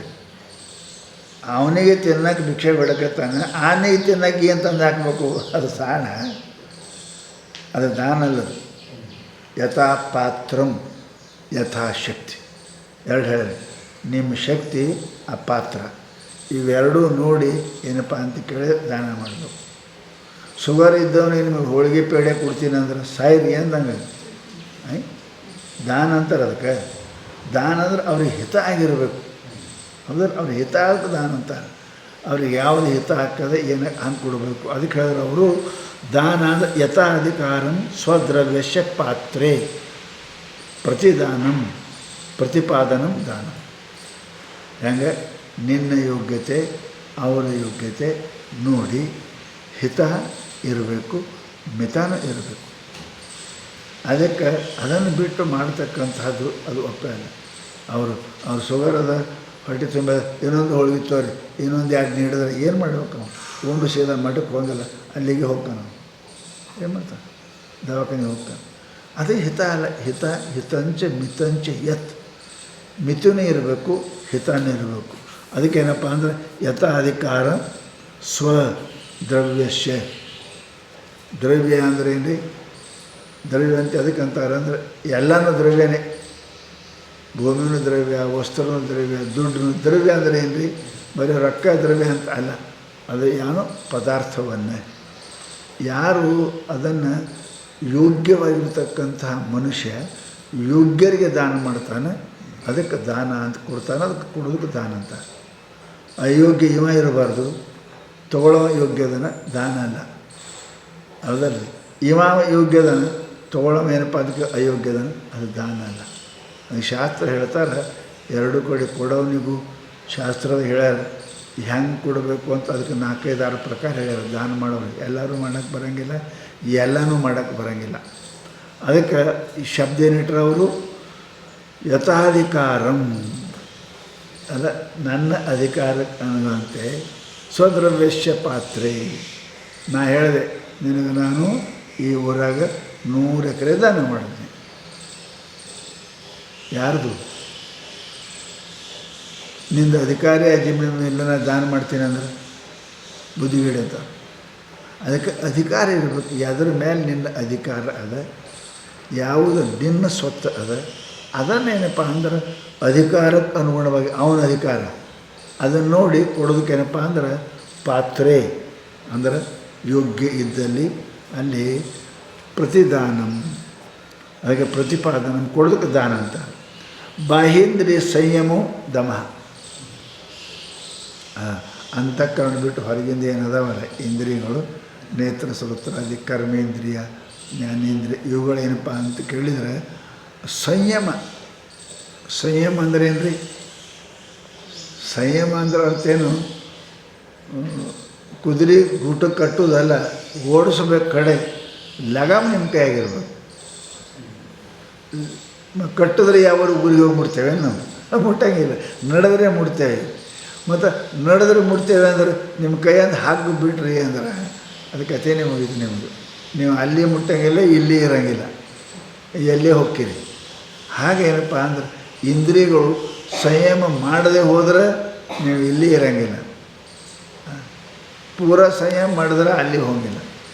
ಮತ್ತು ಅವ್ರು ಉಪಯೋಗ ಮಾಡ್ಕೊಳ್ಳಿಲ್ಲ ಅಂದರೆ ಏನು? ಸಂಯಮ ನಾನು ನೋಡೋಂಗಿಲ್ಲ ಅದು ಕಣ್ಣು ಮುಚ್ಚಿದ್ರೆ, ನಾನು ಕೇಳೋಂಗಿಲ್ಲ ಅದು ಕಿವಿ ಮುಚ್ಚಿದ್ರೆ ಶ್ರವಣ ಹೆಂಗೆ ಮಾಡ್ತೀವಿ? ಹೆಂಗೆ ಮಾಡ್ತೀವಿ? ಶ್ರವಣ ಹೆಂಗೆ ಮಾಡ್ತೀವಿ? ನಿಮ್ಗೆ ಸಿಗ್ತದೇನು? ಅದಕ್ಕೆ ಸಂಯಮ ಇರಬೇಕಂತ. ಸಂಯಮ ಅಂದರೆ ಏನು? ಬೇಡಾದದರಲ್ಲಿ ಹೋಗಗೊಡದೆ ಬೇಕಾದದರಲ್ಲಿಯೇ ಅದಪ್ಪ ಅಂದ್ರೆ ನಿಯಮಿತವಾಗಿ ಮಾಡುವ ಕಾರ್ಯಕ್ರಮ ಸಂಯಮ ಅಂತ. ಹೌದಾ? ಸಂಯಮದಿಂದ ಊಟ ಮಾಡಪ್ಪ ಅಂದರೆ ಏನು ಉಣೋದು ಬಿಡು ಅಂತ ಅಲ್ಲ, ಏಟು ಬೇಕು ಅಟ್ಟ ಉಣೋದು. ನನ್ನ ಶರೀರಕ್ಕೆ ಹಿತ್ತಾಗ ಸಂಯಮ ಅಂತಾರೆ, ಉಣಿದ್ರೆ ಸಂಯಮ ಅಂತ. ಅದು ಕಂಟ್ರೋಲ್ ಹೋಯಿತು ಅಂದ್ರೆ ಬೇಕಾದ ಉಣ್ತಾನೆ, ಬೇಕಾದಲ್ಲಿಗೆ ಹೋಗ್ತಾನೆ ಕಡೆಗವ ಆಯ್ತಾ. ಅದಕ್ಕೆ ಹೇಳಿದ್ರು ಅವರು ಸಂಯಮ. ಸಂಯಮ ಅಂದರೆ ಏನು ಅಂತ ಕೇಳಿದರೆ ಅವ್ರು ಹೇಳಿದ್ರು ಬಾಹ್ಯೇಂದ್ರಿಯ ಸಂಯಮ ದಮ. ಈಗ ದಮ ಸ್ರೌತಃ ಅಗ್ನಿಹೋತ್ರ ದರ್ಶ ಪೂರ್ಣಮಾಸಾದಿ ಸ್ಮಾರ್ತಶ್ಚ ದೇವಯಜ್ಞ ಪಿತೃಯಜ್ಞ ಭೂತಯಜ್ಞ ಮನುಷ್ಯಯಜ್ಞ ಇತಿ ಚತುರ್ವಿಧೋ ಯಜ್ಞ. ಯಜ್ಞೋ ಯಜ್ಞ, ಯಜ್ಞೋ ಯಜ್ಞ ಅಂದರೆ ಯಜ್ಞ ಅಂದರೆ ಮಾಡುವುದಕ್ಕೆ ಅದರಲ್ಲಿ ಯತನದಿಂದ ಯಜ್ಞ ಅದು. ಅದಕ್ಕೆ ಯತಿ ಅಂತ ಶಬ್ದ ಯತ ಶಬ್ದ ಅದ. ಯಥಾತ್ಮಾನಂ ಪ್ರಯತ್ನ ಮಾಡೋದಕ್ಕೆ ಯತ ಅಂತ. ಆ ಯತ ದೇವರ ಬಗ್ಗೆ ಮಾಡಿದ್ರಿ ಅಂದ್ರೆ ಯಜ್ಞ ಅಂತಾರೆ, ಅದಕ್ಕಷ್ಟೇ. ಸಂಸಾರ ಬಗ್ಗೆ ಮಾಡಿದ್ರೆ ಅಂದ್ರೆ ಪ್ರಯತ್ನ ಅಂತಾರೆ. ಪರಮಾತ್ಮ ಬಗ್ಗೆ ಮಾಡಿದ್ರೆ ಅಂದ್ರೆ ಯಜ್ಞ ಅಂತಾರೆ. ಜಪಯಜ್ಞ ಹೇಳಿದ್ರೆ, ದ್ರವ್ಯಯಜ್ಞ, ಸ್ವಾಧ್ಯಾಯ ಯಜ್ಞ, ಇವೆಲ್ಲ ಯಜ್ಞ ಹೇಳಿರಲ್ಲ ಶಾಸ್ತ್ರದಾಗ. ಅದಕ್ಕೆ ಹೇಳಿದ್ರು ಅವ್ರು ಏನು? ಸ್ರೌತ ಅಗ್ನಿಹೋತ್ರ ದರ್ಶ ಪೂರ್ಣಮಾಸಾದಿ. ಶ್ರುತಿಗಳಲ್ಲಿ ವೇದಗಳಲ್ಲಿ ಏನು ದರ್ಶಪೂರ್ಣ ಅಗ್ನಿಹೋತ್ರ ಇವೇನು ಕಾರ್ಯಕ್ರಮವನ್ನು ಮಾಡ್ಯಾರ. ಅಹರಂ ಸಂಧ್ಯಾಮುಪಾಸಯೇತ ಶಾಸ್ತ್ರ ಹೇಳ್ತದೆ. ಹಿಂಗೆ ಏನು ಹೇಳ್ಯಾರ ಇವರು ಶ್ರೌತ ಕರ್ಮಗಳು. ಶ್ರುತಿಯಲ್ಲಿ ವೇದದಲ್ಲಿ ಭಗವಂತನ ಪ್ರಾಪ್ತಿಗೆ ಅಂತಃಕರಣ ಶುದ್ಧಿಗೆ ಜ್ಞಾನಕ್ಕಾಗಿ ಹೇಳಿದ ಕರ್ಮಗಳು ಏನದ ಇವು ಶ್ರೌತ ಕರ್ಮ ಅಂತ. ಸ್ಮಾರ್ತ ದೇವಯಜ್ಞ ಪಿತೃಯಜ್ಞ ಭೂತಯಜ್ಞ ಮನುಷ್ಯಯಜ್ಞ. ಸ್ಮಾರ್ತ ಕರ್ಮ ಅಂದರೆ ಅವು ದೇವಯಜ್ಞ, ಸಮಸ್ತವನ್ನು ಕೊಟ್ಟಿರ್ತಕ್ಕಂಥ ಪರಮಾತ್ಮನಿಗೆ. ಇಳೆ ನಿಮ್ಮ ದಾನ ಬೆಳೆ ನಿಮ್ಮ ದಾನ ಅಂತ ಹೇಳ್ತೇವಲ್ಲ, ಆ ದೇವರಿಗಾಗಿ ಮಾಡುವುದಕ್ಕೆ ನಾವು ದೇವಯಜ್ಞ ಅಂತ ಕರಿತೇವೆ. ಪಿತೃಯಜ್ಞ, ಯಾವ ತಂದೆ ನಮ್ಗೆ ಜನ್ಮವನ್ನು ಕೊಟ್ಟು ನಮಗೆ ದೊಡ್ಡ ಮಾಡ್ಯಾನ, ಬುದ್ಧಿವಂತ ಮಾಡ್ಯಾನ, ಶಾಣೆ ಮಾಡ್ಯಾನ, ಶ್ರೀಮಂತ ಮಾಡ್ಯಾನ, ಅಂಥವನಿಗೆ ಏನಪ್ಪ ಅಂತ ಕೇಳಿದ್ರೆ ಅವರು ಹೋದ ಮೇಲೆ, ದೇಹತ್ಯಾಗವಾದ ಮೇಲೆ ನಮ್ಮ ಕಡೆ ಆತ್ಮ ಸದಾ ಇರ್ತಾನಂತ ಹೇಳ್ಯಾರ. ಎಲ್ಲಿ ತನಕ ಅಂತಃಕರಣ ವಿಚ್ಛೇದ ಆಗಂಗಿಲ್ಲ ಅಲ್ಲಿ ತನಕ ಮುಕ್ತರೇ ಆಗೋದಿಲ್ಲ. ಗಮನ ಮಾಡತಕ್ಕಂಥದ್ದು ಅಂತಃಕರಣನೇ ಅದ. ಲೋಕಾಂತರಕ್ಕೆ ಹೋಗೋದು ಅಂತಃಕರಣನೇ ಅದ. ಅವ ಎಲ್ಲೇ ಇರಲಿ ಅದಾನವ, ಎಲ್ಲೇ ಇರಲಿ ಅದಾನವ. ಅದಕ್ಕೆ ಇಂತಹ ಜನ್ಮವನ್ನು ಕೊಟ್ಟಿರ್ತಕ್ಕಂತಹ ಎಲ್ಲಕ್ಕಿಂತ ಶ್ರೇಷ್ಠವಾದ ಜನ್ಮ ಮಾನವ ಜನ್ಮ. ಜನ್ಮ ಕೊಟ್ಟಂತಹ ತಂದೆಯ ಉಪಕಾರವನ್ನು ಸ್ಮರಣೆ ಮಾಡುವುದು ಇದು ಪಿತೃಯಜ್ಞ. ಅವನಿಗಾಗಿ ಏನಾದರೂ ಮಾಡ್ತಕ್ಕಂಥದ್ದೇನದ ಇದಕ್ಕೆ ಪಿತೃಯಜ್ಞ ಅಂತ ಕರೀತಾರೆ. ಇನ್ನು ಭೂತಯಜ್ಞ. ಭೂತ ಅಂದರೆ ದೆವ್ವಲ್ಲ, ಭೂತ ಅಂದರೆ ಸಮಸ್ತ ಪ್ರಾಣಿಗಳು. ಭೌತಿಕ ಏನು ಅದಾವಲ್ಲ ಭೂತ, ಮನುಷ್ಯ ಇತ್ಯಾದಿ ಇವ್ರಿಗೇನಪ್ಪ ಅಂತ ಕೇಳಿದರೆ ಅವರಿಗೆ ನಾವು ಕೊಡೋದು ನೇಮ. ಅದಕ್ಕೆ ಭಾಳ ಬ್ರಾಹ್ಮಣರು ಊಟ ಕುಂತ ಕಾಲಕ್ಕೆ ನೋಡ್ರಿಲ್ಲ, 5 ಸಲ ತೆಗೆದಿಟ್ಟೆ ಉಣ್ತಾರೆ. ಹೌದಲ್ಲ, ಅವರು ಯಾಕೆ ಅದು ಭೂತಯಜ್ಞಗಳು. ನಮಗೆ ಅಕಸ್ಮಾತ್ ಅದು ಕಡೆಗೆ ಇರುವೆ ರೀತಿಯಲ್ಲಿ ಯಾವುದರೇ ಪ್ರಾಣಿಗೆ ಏನಪ್ಪ ಅಂದ್ರೆ ಕೊಡೋದಕ್ಕೆ ಭೂತಯಜ್ಞ ಅಂತಾರೆ. ಎದಕ್ಕರೆ ಅದಕ್ಕೆ ಜನರು ಏನಪ್ಪ ಅಂದ್ರೆ ಹೊಳೆಯಾಗ ಗಿಳೆಯಾಗ ಅಲ್ಲಿ ಬದುಕಿಂದ ಅನ್ನ ಹಾಕ್ತಾರೆ, ಏನೋ ಹಾಕ್ತಿರ್ತಾರೆ, ಇರುವಿಗೆ ಸಕ್ಕರೆ ಹಾಕ್ತಾರೆ, ಏನಪ್ಪ ಹಾಕ್ತಾರೆ. ಇವಾಗ ಭೂತಯಜ್ಞಗಳಿವು. ನಮಗೆ ಪ್ರತಿಯಲ್ಲಿ ಪರಮಾತ್ಮ ಅದಾನ ಅಂತ ತಿಳ್ಕೊಂಡು ಪಕ್ಷಿ ಪ್ರಾಣಿ ಇಂಥವುಗಳಿಗೇನು ಕೊಡ್ತಾರೆ ಇವು ಭೂತ ಜಾತಗಳ ಪ್ರಾಣಿಗಳು ಕೊಡೋದು ಭೂತಯಜ್ಞ ಅಂತಾರೆ. ಇನ್ನು ಮನುಷ್ಯಯಜ್ಞ ಅಂತ ಕೇಳಿದರೆ ಮನುಷ್ಯರಿಗೆ ಯಾರು ಕೂಡ ಜಗತ್ತಿನೊಳಗೆ ಸರ್ವ ಪರಮಾತ್ಮ ಅದಾನ. ವಿದ್ಯಾವಿನಯ ಸಂಪನ್ನೆ ಬ್ರಹ್ಮಣೆ ಗವಿಹಸ್ತಿನಿ ಸುನಿಚೈವ ಸಪಾಕೆ ಚ ಪಂಡಿತ ಸಮದರ್ಶಿನ ಗೀತದ ಪರಮಾತ್ಮ ಇವೆಲ್ಲ ಅದಾವೆ. ಶುನಿ ನೋಡ್ರಿ, ಸ್ವಪಾಕಿ ಇವೆಲ್ಲ ಹೇಳ್ಯಾರಲ್ಲ ಅವರು. ಅಸ್ಪೃಶ್ಯ ಇವೆಲ್ಲವುಗಳಿಗೇನಪ್ಪ ಅಂದ್ರೆ ಪರಮಾತ್ಮನನ್ನು ಕಂಡು ಅವುಗಳಲ್ಲಿ ನನ್ನಿಂದ ಏನಾದರೂ ಕೂಡ ಪರಮಾತ್ಮನಿಗೆ ಮುಟ್ಟಲಿ ಅಂತ ತಿಳ್ಕೊಂಡು ಕೊಡ್ತಕ್ಕಂಥದ್ದು ಯಜ್ಞ ಅಂತ. ಅವಕ್ಕೆ ಮುಟ್ಟು ಮನುಷ್ಯ ಅದಾನ. ನಮಗಿಂತ ಎಷ್ಟು ಬಡವರು ಅದಾರ, ಮನೆ ಇಲ್ಲದವ್ರು ಅದಾರ, ವಸ್ತು ಇಲ್ಲದವ್ರು ಅದಾರ, ಅನ್ನ ಇಲ್ಲದವ್ರು ಅದಾರ, ಭಯದಿಂದ ಕೂಡಿಕೊಂಡಾರೆ. ಅವರ ಭಯ ನಿವಾರಣೆ ಮಾಡೋದು, ಅವರಿಗೆ ಅನ್ನ ಕೊಡೋದು, ಅವರಿಗೆ ವಸ್ತ್ರ ಕೊಡೋದು, ಅವರಿಗೆ ಆಶ್ರಯ ಕೊಡೋದು ಏನದ ಇದಕ್ಕೆ ಮನುಷ್ಯ ಯಜ್ಞ ಅಂತ ಕರೀತಾರೆ. ಅದು ಮಾಡಬೇಕು ಅಂತಾರೆ ಮನುಷ್ಯ. ಇತಿ ಚತುರ್ವೇದೋ ಯಜ್ಞೋ ಯಜ್ಞ. ಈ ರೀತಿ ಚತುರ್ವೇದ ಮಾಡತಕ್ಕಂಥ ಕ್ರಿಯೆಗೆ ಯಜ್ಞ ಅಂತ. ಹೌದಲ್ಲ, ಇದು ಕೊಡೋದು ಯಜನ ಕೊಡೋದು. ಈ ಯಾವ ಮನುಷ್ಯ ಏನಪ್ಪ ಅಂತ ಕೇಳಿದ್ರೆ ಮನುಷ್ಯನಾಗಿ ಹುಟ್ಟಿದಾನೆ, ಪರಮಾರ್ಥ ಮಾರ್ಗದಲ್ಲಿ ಪ್ರವೃತ್ತಿ ಆಗ್ಯಾನ, ಅವ ಸರ್ವತ್ರ ಬ್ರಹ್ಮ ದರ್ಶನ ಮಾಡಬೇಕು ಅನ್ನೋ ಅಭಿಪ್ರಾಯದವರು. ಭೂತಗಳಲ್ಲಿ ಆಯಿತು, ಮನುಷ್ಯರಲ್ಲಿ ಆಯಿತು. ಮನುಷ್ಯರನ್ನು ಪರಮಾತ್ಮ ಸ್ವರೂಪ ಇದಾವೆ. ಎತ್ತ ನೋಡಿದತ್ತ ನೀನೇ ದೇವ ಅಂದರು ಮಹಾತ್ಮರು ಎಲ್ಲದರಲ್ಲಿ. ಅದಕ್ಕೆ ಆ ಭಾವ ನಿನಗೆ ಮಾಡೋದಕ್ಕೆ ಯಜ್ಞ ಅಂತ. ಯಜ್ಞ ಅಂದ್ರೇನು? ಅರ್ಪಣ. ಯಜ್ಞಕ್ಕೆ ಅರ್ಥೇನು? ಇದಂ ನಮಮ ಇಂದ್ರಾಯ ಸ್ವಾಹ ಅಂತಾರೆ, ದೇವ ಸ್ವಾಹ ಅಂತಾರೆ. ಇದು ನಂದಲ್ಲ, ಇದಂ ನಮಮ ಅಂತಾರಲ್ಲ ಅವರು ಯಜ್ಞಕ್ಕೆ. ಹಾಗೆ ಇವೆಲ್ಲ ಕೂಡ ಮನುಷ್ಯರಿಗೆ ನಂದಲ್ಲ ಅಂತ ಕೊಡೋದು, ಪ್ರಾಣಿಗಳಿಗೆ ನಂದಲ್ಲ ಅಂತ ಕೊಡೋದು, ಪರಮಾತ್ಮನೇ ನಂದಲ್ಲ ಅಂತ ಕೊಡೋದು, ಗುರುಗಳಿಗೆ ನಂದಲ್ಲ ಅಂತ ಕೊಡೋದು. ಇದು ಒಂದು ಯಜ್ಞದ. ಯಜ್ಞ ಇಲ್ಲದೆ ಮನುಷ್ಯ ಬದುಕಲಿಕ್ಕೆ ಸಾಧ್ಯ ಇಲ್ಲ ಅಂತ. ಹೌದಾ? ಸಾಧ್ಯ ಇಲ್ಲ.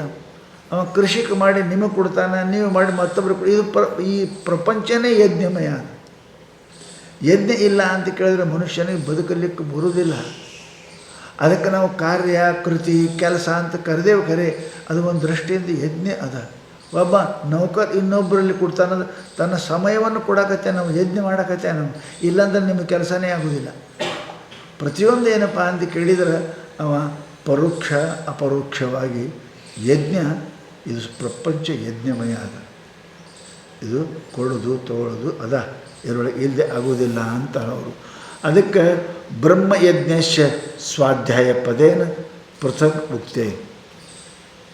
ಯಜ್ಞ ಹೇಳಿ ಸ್ವಾಧ್ಯಾಯ ಅಂತ ಯಾಕೆ ಬೇರೆ ಹೇಳಿದ್ರು ನೋಡ್ರಿ.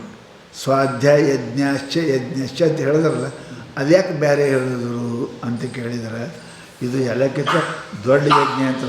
ಬ್ರಹ್ಮ ಯಜ್ಞಶ್ಚ ಸ್ವಾಧ್ಯಾಯ ಪದೇನ ಪೃಥಕ್ ಎಂಪ ಉಕ್ತೆ. ಬ್ರಹ್ಮಯಜ್ಞ ಏನದ ಇದು ಸ್ವಾಧ್ಯಾಯ ಯಜ್ಞ. ಬ್ರಹ್ಮಯಜ್ಞ ಅಂದರೆ ಏನು? ಸ್ವಾಧ್ಯಾಯ ಯಜ್ಞ. ತನ್ನನ್ನು ಹೆಂಗೆ ಯಜ್ಞದಲ್ಲಿ ವಸ್ತುವನ್ನು ಅಗ್ನಿಯಲ್ಲಿ ಆಹುತಿ ಮಾಡುತ್ತಾರೆಯೋ ಹಾಗೆ ಸ್ವ ಅಧ್ಯಾಯ ಮಾಡತಕ್ಕಂಥವನು ತನ್ನ ಜೀವತ್ವವನ್ನು ಬ್ರಹ್ಮದಲ್ಲಿ ಹವನ ಮಾಡಿ ಅಹಂ ಬ್ರಹ್ಮಾಸ್ಮಿ ಅಂತ ನಾವು. ಇದನ್ನು ಯಜ್ಞನೇ. ಯಜ್ಞ ಅಂದರೆ ಹಾಕೋದು ಕೊಡೋದು. ಜೀವ ತನ್ನನ್ನು ಅರ್ಪಣೆ ಮಾಡ್ತಾನೆ ಪರಮಾತ್ಮನಿಗೆ. ನಾನು ಜೀವನಾಗಿಲ್ಲ, ನಾವು ಈಗ ಬ್ರಹ್ಮ ಇದ್ದೀನಿ ಅಂತಾನೆ. ಜೀವತ್ವವನ್ನು ಆ ಬ್ರಹ್ಮತ್ವದಲ್ಲಿ ಅವನು ಪ್ರದಾನ ಮಾಡ್ತಾನೆ ಅಂತ ತಿಳ್ಕೊಂಡು ಇದಕ್ಕೆ ಬ್ರಹ್ಮ ಯಜ್ಞ ಅಂತಾರೆ. ಅದಕ್ಕೆ ಸ್ವಾಧ್ಯಾಯ ಯಜ್ಞಾನ ಯಜ್ಞಶ್ಚ ಅಂತ ಅದಕ್ಕೆ ಸ್ವಾಧ್ಯಾಯ ಯಜ್ಞ ಶಬ್ದ ಬೇರೆ ಇಟ್ಟರು. ಇಲ್ಲಿ ಜೀವ ತನ್ನ ಜೀವತ್ವವನ್ನು ಪರಮಾತ್ಮನಿಗೆ ಅರ್ಪಣೆ ಮಾಡಿಬಿಡ್ತಾನೆ. ಹೇಗೆ ನಾವು ಹಾಲು ಮೊಸರು ತುಪ್ಪ ಬೆಂಕಿಗೆ ಅರ್ಪಣೆ ಮಾಡ್ತೀವಿ, ಹಾಗೆ ಸಾಧಕನಾಗಿರ್ತಕ್ಕಂಥವ ಸ್ವಾಧ್ಯಾಯಿ ತನ್ನ ಜೀವತ್ವವನ್ನು ಅಲ್ಪತ್ವವನ್ನು ಪರಿಪೂರ್ಣದಲ್ಲಿ ಸಮರ್ಪಣೆ ಮಾಡಿಬಿಡ್ತಾನೆ. ಇದು ಸ್ವಾಧ್ಯಾಯ ಯಜ್ಞ ಅಂತ. ಇನ್ನು ತಪ ಅಂದರೆ ಏನು ರೀ? ಶರೀರಾದಿ ಭೇದೇನ ತ್ರಿವಿಧಂ ಅಲ್ಲ, ನಮ್ಮಲ್ಲಿ ತಪ ಅಂದ್ರೇನು? ಕಾಯಕ್ಲೇಶನಂ ತಪ. ತಪಕ್ಕೆ ಅವ್ರು ಹೇಳಿದ್ರು ಶರೀರವನ್ನು ಶೋಷಣೆ ಮಾಡುವುದೇ, ಅದರ ವ್ಯವಹಾರಗಳ ನಿರ್ಬಂಧನ ಮಾಡುವುದೇ ತಪ. ಯೋಗದಲ್ಲಿ ಕಾಯಕ್ಲೇಶನಂ ತಪ. ಕಾಯ ಅಂದ್ರೆ ಇದು ಸ್ಥೂಲ, ಏನಪ್ಪ ಅಂತ ಕೇಳಿದರೆ ಸೂಕ್ಷ್ಮ, ಆಮೇಲೆ ಕಾರಣ. ಇವು ಮೂರು ಶರೀರಗಳು. ಅವಕ್ಕೆ ಹೇಳ್ದಂಗೆ ನಡಿಗೊಳ್ಳಾರ್ದಂಗೆ ಇರೋದಕ್ಕೆ ತಪ ಅಂತ. ಅವು ಏನೇನೋ ಅಪೇಕ್ಷೆ ಮಾಡ್ತಾವೆ. ಶರೀರನ ಈಗ ಪದ್ಮಾಸನ ಕೊಡ್ಲಿಕ್ಕೆ ಒಲ್ಲ ಅಂತದೆ, ಹಾಕು ಇವಾಗ ತಪ ಅಂತ. ಹುಡುಗ ಶಾಲೆಗೆ ಬರೋಕ್ಕೆ ಒಲ್ಲ ಅಂತ ಬಡ್ದು ಕೊಂಡಿಸ್ತಾರಲ್ಲ, ಅವರು ತಪ. ಅದು ತಪನೇ. ಒಲ್ಲದನ್ನು ಯೋಗ್ಯ ಇದ್ದುದನ್ನು ಮಾಡಲಿಕ್ಕೆ ಒಲ್ಲಂದಾಗ ಅದಕ್ಕೆ ನಿಯಮಪೂರ್ವಕವಾಗಿ ಒತ್ತಾಯ ಮಾಡಿಸೋದಕ್ಕೆ ನಾವು ತಪ ಅಂತೇಳಿ ಅದಕ್ಕೆ ಹೇಳಿದರು. ಶಾಸ್ತ್ರ ಏನಪ್ಪ ತಪ ಅಂದ್ರೇನು? ಶರೀರಾದಿ ಭೇದೇನ ತ್ರಿವಿಧಂ. ಅದೇ ಹೇಳಿದರು. ಶರೀರ ತಪಸ್ಸರು ಏನು, ವಾಣಿ ತಪಸ್ಸು ಏನು, ಮಾನಸಿಕ ತಪಸ್ಸು ಅಂದರೆ ಏನು ಅಂತ ಕೇಳಿದರೆ ಗೀತಾದಾಗ ಏನಪ್ಪ ಅಂದ್ರೆ ಭಾಳ ಸುಂದರ ಹೇಳ್ಯಾರಪ್ಪ. ದೇವ, ದ್ವಿಜ, ಗುರು, ಪ್ರಾಜ್ಞ, ಇವು 4 ಮಂದಿ ನೋಡ್ರಿ. ದೇವ ಪರಮಾತ್ಮ, ಗುರು ಪರಮಾತ್ಮನ ಸ್ವರೂಪವೇ ಆದವ, ಪ್ರಾಜ್ಞ ಬುದ್ಧಿವಂತ ಶಾಸ್ತ್ರಜ್ಞ. ಆಮೇಲೆ ಏನಪ್ಪ ಅಂದರೆ ಇವ್ರು 4 ಮಂದಿ ಅದಾರೆ. ದೇವ, ದ್ವಿಜ, ಗುರು, ಪ್ರಾಜ್ಞ. ದೇವರು ಅಂತ ಯಾರಿಗಂತಾರೆ? ಸರ್ವಕರ್ತಾರ್ಧರ್ತ ಅವನೇ ಅದಾನ ಅವ. ದ್ವಿಜ ಮತ್ತು ಗುರು, ದ್ವಾಭ್ಯಾಂ ಜಾಯತೆ ಇತಿ ದ್ವಿರ್ಜಾಯತೆ ಇತಿ ದ್ವಿಜ. ಯಾವ 2 ಸಲ ಹುಡ್ತಾನೆ ಅವನಿಗೆ ದ್ವಿಜ ಅಂತ ಕರೀತಾರೆ. ಒಮ್ಮ ಅಂದ್ರೆ ಅರ್ಥ ಏನು? ನಮಗೆ ಇವನು ಒಬ್ಬ ದಾರಿ ತೋರಿಸವ. ಇದಕ್ಕೆ ಕರ್ಮಾದಿಗಳಲ್ಲಿ ಮನುಷ್ಯನ ಪುಣ್ಯ ಪ್ರಾಪ್ತಿಗೆ ಬೇಕಾದ ಕರ್ಮಗಳನ್ನು ಹೇಳ್ತಾನೆ. ಅದಕ್ಕೆ ಇವನಿಗೆ ದ್ವಿಜ ಅಂತ ಕರೆದು. 3ನೇದು ಗುರು. ಅಪ್ಪ ಅಂದ್ರೆ ಯಾರೇ ಅಲ್ಲಿ ವರ್ಣ ಮಾತೃೋಪದೇಶ ಗುರು ಅಂದರು. ಗುರು ಅಂದರೆ ಏನು? ತತ್ವಜ್ಞಾನ ಹೇಳೋನಿಗೆ ಅಂತ ಅಂದಿಲ್ಲ ಇಲ್ಲಿ. ಗುರು ಅಂದ್ರೆ ಅರ್ಥ ಏನು? ನಿಮಗೆ ಏನು ಹೊಸದು ಒಂದು ಮಾತು ಕಲಿಸ್ತಾರೆ ಅವರು ಗುರುನೇ. ಅವರೆಲ್ಲರೂ ಗುರುಗಳೇ. ಒಂದು ಶಾಲೆ ಮಾಸ್ತರು ಗುರುಗಳೇ ಇರ್ತಾರೆ, ಅವರು ಗುರುಗಳೇ. ನಿನಗೆ ಯಾರು ಬುದ್ಧಿ ಹೇಳಿದ್ರು ಅವ್ರು ಗುರುಗಳು. ಇವು ಜಗತ್ತಿನೊಳಗೆ ಗುರುಗಳು ಅಂತಾರೆ. ಇವರ ಪೂಜನೆ ಅಂದರೆ ಇವರನ್ನು ಸತ್ಕರಿಸೋದು. ಕಾಯ, ವಾಚ, ಮನಸ 3. ಬರೀ ಸತ್ಕರಿಸೋದು ಅಂದ್ರೆ ಭಾಳ ದೊಡ್ಡ ದೊಡ್ಡ ಮಾತು ಮಾತಾಡ್ತಾನೆ ಅಷ್ಟೇ, ಕೊಡವಲ್ಲ ತೊಗೊಳವಲ್ಲ. ಅದೇ ಅಲ್ಲ, ಕಾಯನೂ ಇರಬೇಕು, ವಾಣಿಯಿಂದ ಇರಬೇಕು, ಮನಸ್ಸನ್ನೇ ಇರಬೇಕು. ಮನಸ್ಸಿನಾಗ ಮೊದಲು ಇರಬೇಕು. ಮನಸ್ಸಿನಾಗ ಇತ್ತಂದ್ರೆ ಕಾಯ ವಾಚ 2 ಬರ್ತಾವೆ. ಅವನು ಮನಸ್ಸಿನಾಗೆ ಅವ್ರ ಬಗ್ಗೆ ಪೂಜ್ಯ ಭಾವನೆ ಇಲ್ಲ ಅಂದ್ರೆ ಅದು ಬಾಯಾಗೂ ಬರೋಂಗಿಲ್ಲ, ಕೈಯಾಗೂ ಬರೋಂಗಿಲ್ಲ. ಬರ್ತದೆ. ಅದಕ್ಕೆ ಭಾಳ ಬಾಯಾಗ ಮಾತಾಡೋರು ಇರ್ತಾರೆ, ಕಾಯನೂ ಇಲ್ಲ, ಮನಸ್ಸನೂ ಇಲ್ಲ. ಕಾಯಿನಿಂದ ಮಾಡೋರು ಇರ್ತಾರೆ, ವಾಣಿನೂ ಇಲ್ಲ, ಮನಸ್ಸನೂ ಇಲ್ಲ. ಏನು ಮಾಡ್ಬೇಕ್ರಿ? ಮಾಡಬೇಕು ಹಿಂಗೆ. ಏನು ಮಾಡ್ಬೇಕ್ರಿ? ಮಾಡಬೇಕು ಅಂತ ಮಾಡೋರು. ಆದರೆ ಬರೀ ಮಾತೇ ಹೇಳ್ತಾನೆ, ಏನು ಕಾಯನೂ ಇಲ್ಲ, ಮನಸ್ಸನೂ ಇಲ್ಲ. ಬರೀ ಮನಸ್ಸಿನಾಗ ಅಂತಾನೆ ಏನು ಮಾಡೋಂಗಿಲ್ಲ. ನಮ್ಮ ದಿನ ನೆನೆಸ್ತೀವ್ರಿ ನಿಮಗೆ. ಎದ್ರಾಗ ನೆನೆಸ್ತಾನೆ ಯಾರಿಗೂ ಬಿಡ್ತಾನೆ. ದಿನ ನೆನೆಸ್ತೀವಿ. ಮನಸ್ಸಿನಾಗಿದ್ದ ಬಾಯಾಗ ಬರ್ತದೆ, ಬಾಯಾಗಿದ್ದ ಕೈಯಾಗ ಬರ್ತದೆ, ಪ್ರಶ್ನೆನೇ ಇಲ್ಲ. ಹೇಳ್ತದೆ. ಕೈಯಾಗಿದ್ದವನಿಗೆ ಬಾಯಾಗ ಬರೋಕ್ಕಿಲ್ಲ, ಬಾಯಾಗಿದ್ದು ಮನಸ್ಸಾಗ ಬರೋಕ್ಕಿಲ್ಲ. ಬರೋದು ಮನಸ್ಸಿನಾಗ ಇದ್ದವ ಅದು ಬಾಯಾಗೂ ಬರ್ತದೆ, ಕೈಯಾಗೂ ಬರ್ತದೆ. ಅವ ಡಾಂಬಿಕ ಮನುಷ್ಯ. ನೀವು ಸದಾ ನಮ್ಮ ಮನಸ್ಸಿನಾಗ ಇರ್ತೀರಿ, ಮನಸ್ಸಿನಾಗ ಇರ್ತೀವಿ. ಏನು ಮಾಡ್ಬೇಕು? ಮನಸ್ಸಾಗಿದ್ದು ಯಾವ ಬಾಯಾಗಲೂ ಬರೋಂಗಿಲ್ಲ, ಸ್ಮರಣನೂ ಮಾಡೋಂಗಿಲ್ಲ. ಅಂಥವ್ರಿಗೆ ಏನಪ್ಪ ಅಂದ್ರೆ ಅನ್ನಂಗಿಲ್ಲ ಅಂತ ಸ್ಪಷ್ಟ ಹೇಳ್ತಾರೆ ಅವರು. ಎಲ್ಲಿ ಬಂತ್ರಿ?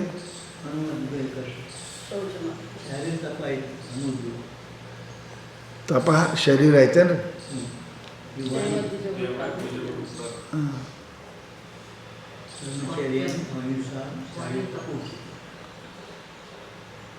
ಇದಕ್ಕೆ ಗುರುಗಳು ಪರಮಾತ್ಮ ನಮಗೆ ಏನಪ್ಪ ಅಂತ ಕೇಳಿದರೆ ಪೂಜ್ಯರಾದವರು, ಧರ್ಮದಲ್ಲಿ ಪ್ರವೃತ್ತಿ ಮಾಡೋರು, ದ್ವಿಜರು, ನಮಗೆ ಆತ್ಮನ ಕಡೆಗೆ ಏನಪ್ಪ ಅಂದ್ರೆ ಜ್ಞಾನ ಮಾಡಿಕೊಡ್ತಕ್ಕಂಥವ್ರು ಅವರು ಗುರುಗಳು. ಏನಪ್ಪ ಅಂದ್ರೆ ಇನ್ನು ತಪ್ಪು ಹಾದಿ ಹಿಡಿದಾಗ ಬುದ್ಧಿ ಹೇಳೋರು ಅವರಪ್ಪ. ಇವರೆಲ್ಲ ಶಾಣ್ಯರು ಏನದಾರ, ಪ್ರಾಜ್ಞೆ ಪೂಜನಂ, ಅವರ ಪೂಜೆ ಮಾಡೋದು ಇದು ಮೊದಲನೇದು. ಶೌಚಂ, ಶುಚಿತ್ವ, ಕಾಯ ವಾಚ ಮನಸ ಶುಚಿರ್ಭೂತನಾಗಿರುವುದು. ಆರ್ಜವ, ಹ್ಯಾಂಗೆ ಹಂಗೆ ಇರೋದು, ಸರಳ. ಆರ್ಜವ ಅಂದರೆ ಸರಳ. ಯಥಾ ಮನಸ್ಸಿ ತಥಾ ವಾಚಿ, ಯಥಾ ವಾಚಿ ತಥಾ ಕ್ರಿಯಾ. ಮನಸ್ಸಿನಾಗ ಇದ್ದದ್ದೇ ಮಾತಾಡೋದು, ಮಾತಾಡ್ದಂಗೆ ನಡೆಯೋದು ಆರ್ಜವ. ಬ್ರಹ್ಮಚರ್ಯ, ಆಮೇಲೆ ಅಹಿಂಸಾ, ಶಾರೀರಂ ತಪ ಉಚ್ಯತೆ. ಇದಕ್ಕೆ ಶರೀರ ತಪ ಅಂತಾರೆ. ಅದನ್ನು ಟೀಕಾಕಾರರು ಭಾಳ ಚಂದ ವ್ಯಾಖ್ಯಾನ ಮಾಡ್ಯಾರ ನೋಡ್ರಿ. ಸರಳ ಅಂತ ಅದಕ್ಕೆ ಅಂತೀರಿ,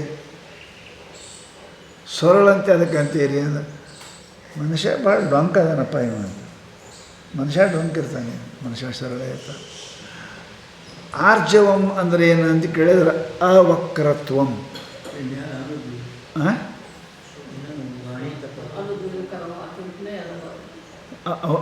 ಮುಂದೆ ಹೇಳೋಣ್ರಿ, ಅದಕ್ಕೆ ಈ ದೇಹದ ಹೇಳಕತ್ತೇನು. ಅವಕ್ರತ್ವಂ ಅಂದ್ರೆ ಆರ್ಜವಂ. ಮನುಷ್ಯ ಇವ ಭಾಳ ಮನುಷ್ಯ ತಿಗಡಂಬಾಜಿ ಅದನ್ರಿ. ತಿಗಡಂಬಾಜಿ ಅಂದ್ರೆ ಏನು ರೀ? ಮಾತಾಡ್ತಾನೆ ಒಂದು, ಮಾಡ್ತಾನೆ ಒಂದು, ಮನಸ್ಸಿನಾಗ ಒಂದು. ತಿಗಡ ಮೂರು. ಮನಸ್ಸಿನಾಗ ಇರೋದೊಂದು, ವಚಸ್ಸನ್ಯತ್, ಮನಸ್ಸನ್ಯತ್, ಕರ್ಮಣ್ಯನ್ಯತ್, ದುರಾತ್ಮನು. ದುರಾತ್ಮ ಅಂತ ಯಾರಿಗೆ ಅಂತಾರೆ? ಮನಸ್ಸನ್ಯತ್, ವಚಸ್ಸನ್ಯತ್, ಕರ್ಮಣ್ಯನ್ಯತ್. ಮನಸ್ಸಿನಾಗ ಒಂದು, ಬಾಯಾಗ ಒಂದು, ಮಾಡೋದೊಂದು. ಇವನು ಏನಂತಾರೆ? ದುರಾತ್ಮ. ಅವಕ್ರತ್ವಂ. ಅವಕ್ರತ್ವಂ ಯಾವಾಗ ವಕ್ರ ಇರ್ತದೆ, ಹಾವು ಸೀದಾ ನಡೆಯಂಗೆ ನೋಡ್ರಿ, ಹಿಂಗೆ ಹೋಗ ಹಂಗೆ. ಇದು ಹಾವು ಕಂಪ್ನಿ ಇವು. ಮನಸ್ಸಿನಾಗ ಒಂದು, ಬಾಯಾಗ ಒಂದು ಹೇಳ್ತಾವಲ್ಲ, ಇವು ಹಾವು ಇದ್ದಂಗೆ. ಭಾಳ ದೂರ ಇರ್ಬೇಕ್ರೆ, ಅದರಿಂದ ಭಾಳ ದೂರ ಇರಬೇಕು ಅಂತಾರೆ ಅವರು. ಅದಕ್ಕೆ ಅವಕ್ರತ್ವ. ಎಲ್ಲಿ ಇವು ಸರಳ ಆಗ್ಯದವ, ಸರಳ ಆಗ್ಯದ ಅಂದರು ಮನಸ್ಸಿನಿಂದ ಇದ್ದದ್ದೇ ಏನಪ್ಪ ಬಾಯಾಗ, ಬಾಯಿಂದ ಹೇಳೋದು, ಬಾಯಿಂದ ಹೇಳ್ದಂಗೆ ನಡೆಯೋದು. ಏನಪ್ಪ ಇದಕ್ಕೇನಂತಾರೆ? ಆರ್ಜವಂ, ಸರಳತೆ ಅಂತಾರೆ ಇದಕ್ಕೆ. ಹಂಗಂದ್ರೆ ಏನು ರೀ? ಮನೋ ವಾಕ್ಕ ಕಾಯ ವೃತ್ತಿನಾಂ ಏಕರೂಪಂ ಇತಿ ಯಾವತ್ತು ಅದನ್ನು ಹೇಳಿದ್ರು. ಮನಸ್ಸು ಏನು ವಿಚಾರ ಮಾಡ್ತಾನೆ ಅದೇ ಬಾಯಲ್ಲಿ ಹೇಳ್ತಾನೆ, ಏನು ಬಾಯಲ್ಲಿ ಹೇಳ್ತಾನೆ ಅದೇ ಏನಪ್ಪ ಅಂತ ಕೇಳಿದ್ರೆ ಅವ ಮಾಡ್ತಾನೆ. ಧರ್ಮ ಏನು ಹೇಳ್ತಾನೆ, ಏನು ಮನಸ್ಸಿನಾಗದ ಅದೇ ಮಾತಾಡ್ತಾನೆ, ಅದೇ ಮಾಡ್ತಾನೆ. ದುರ್ಯೋಧನ ಮನಸ್ಸಿನಾಗ ಬೇರೆ, ನಿಮಗೆಲ್ಲ ಆರಾಮ ಮಾಡ್ತೀನಿ ಅಂತ ಕೊಲ್ಲಬೇಕಂತ ಒಯ್ದಲ್ಲ ಲಕ್ಷಾಗ್ರಹಕ್ಕೆ. ದುರಾತ್ಮ. ಧರ್ಮ ಸದಾತ್ಮ. ಯಾಕೆ? ಇದ್ದದ್ದು ಹೇಳ್ತಾರೆ. ಅವರಿಗೆ ದುರ್ಯೋಧನ ಪರಮಾತ್ಮನಿಗೆ ಕೇಳಕ್ಕೆ ಹೋದಂತೆ ಕೃಷ್ಣಗೆ, ನಾ ಭೀಮ ಭಾಳ ಬಲವಾನ ಅದಾನ, ನನಗೆ ಹೊಡಿತಾನೆ ಏನಪ್ಪ ಅಂತ ಕೇಳಿದರೆ ಸಾಯ್ತೀನ, ನನ್ನ ಶರೀರ ಅವನಂದು ವಜ್ರಕಾಯ ಆಗಕ್ಕೆ ಏನು ಮಾಡಬೇಕು?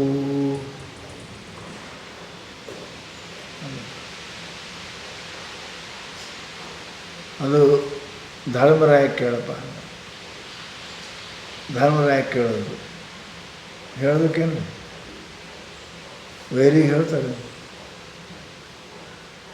ಇಲ್ಲ. ಪರಂತು ಅವ್ನು ಎರಡು ಸರಳ ರೀ, ಹುಚ್ಚಿ ಏನು ದೊಡ್ಡ ಮಾತ. ನಿಮ್ಮ ತಾಯಿ ಇಲ್ಲಿ ತನಕ ಕಣ್ಣು ಕಟ್ಕೊಂಡಾಕಿ ಯಾರಿಗೆ ನೋಡಿಲ್ಲಕ್ಕಿ. ಆಕೆ ನಿನಗೆ ಮುಂಜಾನೆ ಕಣ್ಣು ತೆಗೆದು ನೋಡಿದು ನೀವು ವಜ್ರಕಾಯಿ ಆಗ್ತೀಯ ಅಂತ ಹೇಳೋದು. ನೋಡಿರಿ, ಯಾರು ಹೇಳ್ತಾರೆ? ವೈರಿಗೆ ಹೇಳ್ತಾರೆ. ವೈರಿಗೆ ಅಂತ ಹೇಳಂಗಿಲ್ಲ. ಅವ ಹಾಗೆ ಮಾಡ್ದವ. ಅವರವು ಏನಪ್ಪ ಅಂತ ಕೇಳಿದರೆ ಹೇಳೋದು, ಮಗ ನೀ ಪೂರಾ ಬತ್ಲೆ ಆಗಿ ಬಾ, ನಾನು ನೋಡ್ತೀನಿ ನಿನ್ನ ವಜ್ರ ಹಾಕಿ ಅಂತ.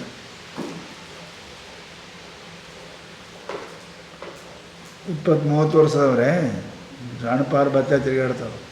ಕೃಷ್ಣ 30 ವರ್ಷದ ಹೊಣ್ತರಿ ಇದು ನಂಗೆ ದಡಂಗೆ ದೇವರಂದ ಹೋಗಿ ಅವರವು ನೋಡಿದ ಅಂದ್ರೆ ವಜ್ರ ಹಾಕನ ಪಾಂಡವರು ಎಂದೂ ಗೆದಕ್ಕೆ ಸಾಧ್ಯ ಇಲ್ಲ ತಿಳ್ಕೊಂಡು ಇವ ನಡ್ಬಾರ್ದು ಆದ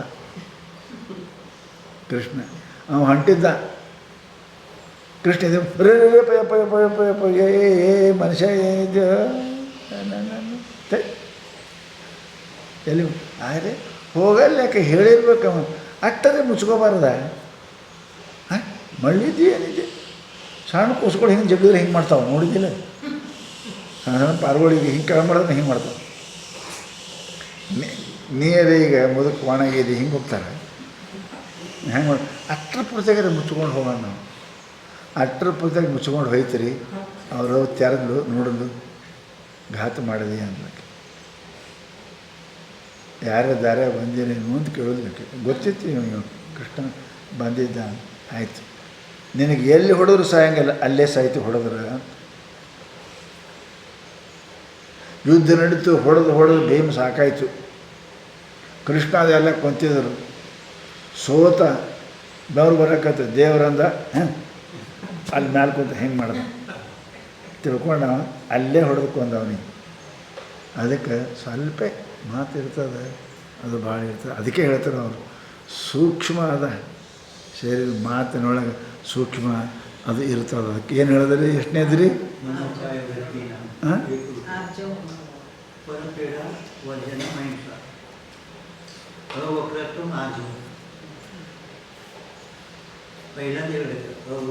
ಹಾಂ ಇದು ಹೇಳ ಪರಪೀಡ ವರ್ಜನಂ ಅಹಿಂಸಾ ಯತಃ ದೃಷ್ಟವಚನಂ ಸತ್ಯಂ. ಪರಪೀಡ ಏನಪ್ಪ ಅಂತ ಕೇಳಿದ್ರೆ ಏನಪ್ಪ ಅದು ಅಹಿಂಸಾ. ಇನ್ನೊಬ್ಬರಿಗೆ ಕಾಯ ವಾಚ ಮನಸ ಯಾವುದರಿಂದನೂ ಕೂಡ ತ್ರಾಸು ಕೊಡದೇ ಇರುವುದು, ಅವರ ಮನಸ್ಸಿಗೆ ದುಃಖ ಕೊಡದೇ ಇರುವುದಕ್ಕೆ ಅಹಿಂಸಾ ಅಂತ. ಇನ್ನು ಸತ್ಯ ಅಂದರೆ ಯಥಾ ದೃಷ್ಟವಚನಂ. ಹ್ಯಾಂಗೆ ನೋಡಿದಿ, ಹ್ಯಾಂಗೆ ಕೇಳಿದಿ, ಹ್ಯಾಂಗೆ ವಿಚಾರ ಮಾಡಿದಿ, ಅವು ಮೂರು ನೋಡ್ದಂಗೆ ಕೇಳ್ದಂಗೆ. ನೀ ಏನು ವಿಚಾರ ಹೆಂಗೆ ಮಾಡಿ ಅದ್ರಂಗೆ ಸ್ಪಷ್ಟವಾಗಿ ಹೇಳೋದು. ನಾನು ಮನಸ್ಸಿನಾಗ ಹಿಂಗೆ ಅದ ರೀ, ನಾ ಹಿಂಗೆ ಕೇಳೇನಿ ರೀ, ನಾ ಹಿಂಗೆ ನೋಡೀನಿ ರೀ. ಯಾವ ಮನುಷ್ಯ ಏನಪ್ಪ ಅಂತ ಕೇಳಿದರೆ ಇವು ಮೂರರಲ್ಲಿ ಸದಾ ಸರಿಯಾಗಿ ಹೇಳ್ತಾನೆ. ಅದಕ್ಕೆ ಸತ್ಯ ಅಂತ ಕರೆದಾರೆ. ಪರೈರಾಕ್ರೋಶೆ ತಾಡನೆ ವಾ ಕೃತೆ ಸತಿ ಸದ್ಯ ಪ್ರಾಪ್ತಸ್ಯ ಕ್ರೋಧಸ್ಯ ತತ್ ಕಾಲಂ ಉಪಶಮನಂ ಅಕ್ರೋಧ.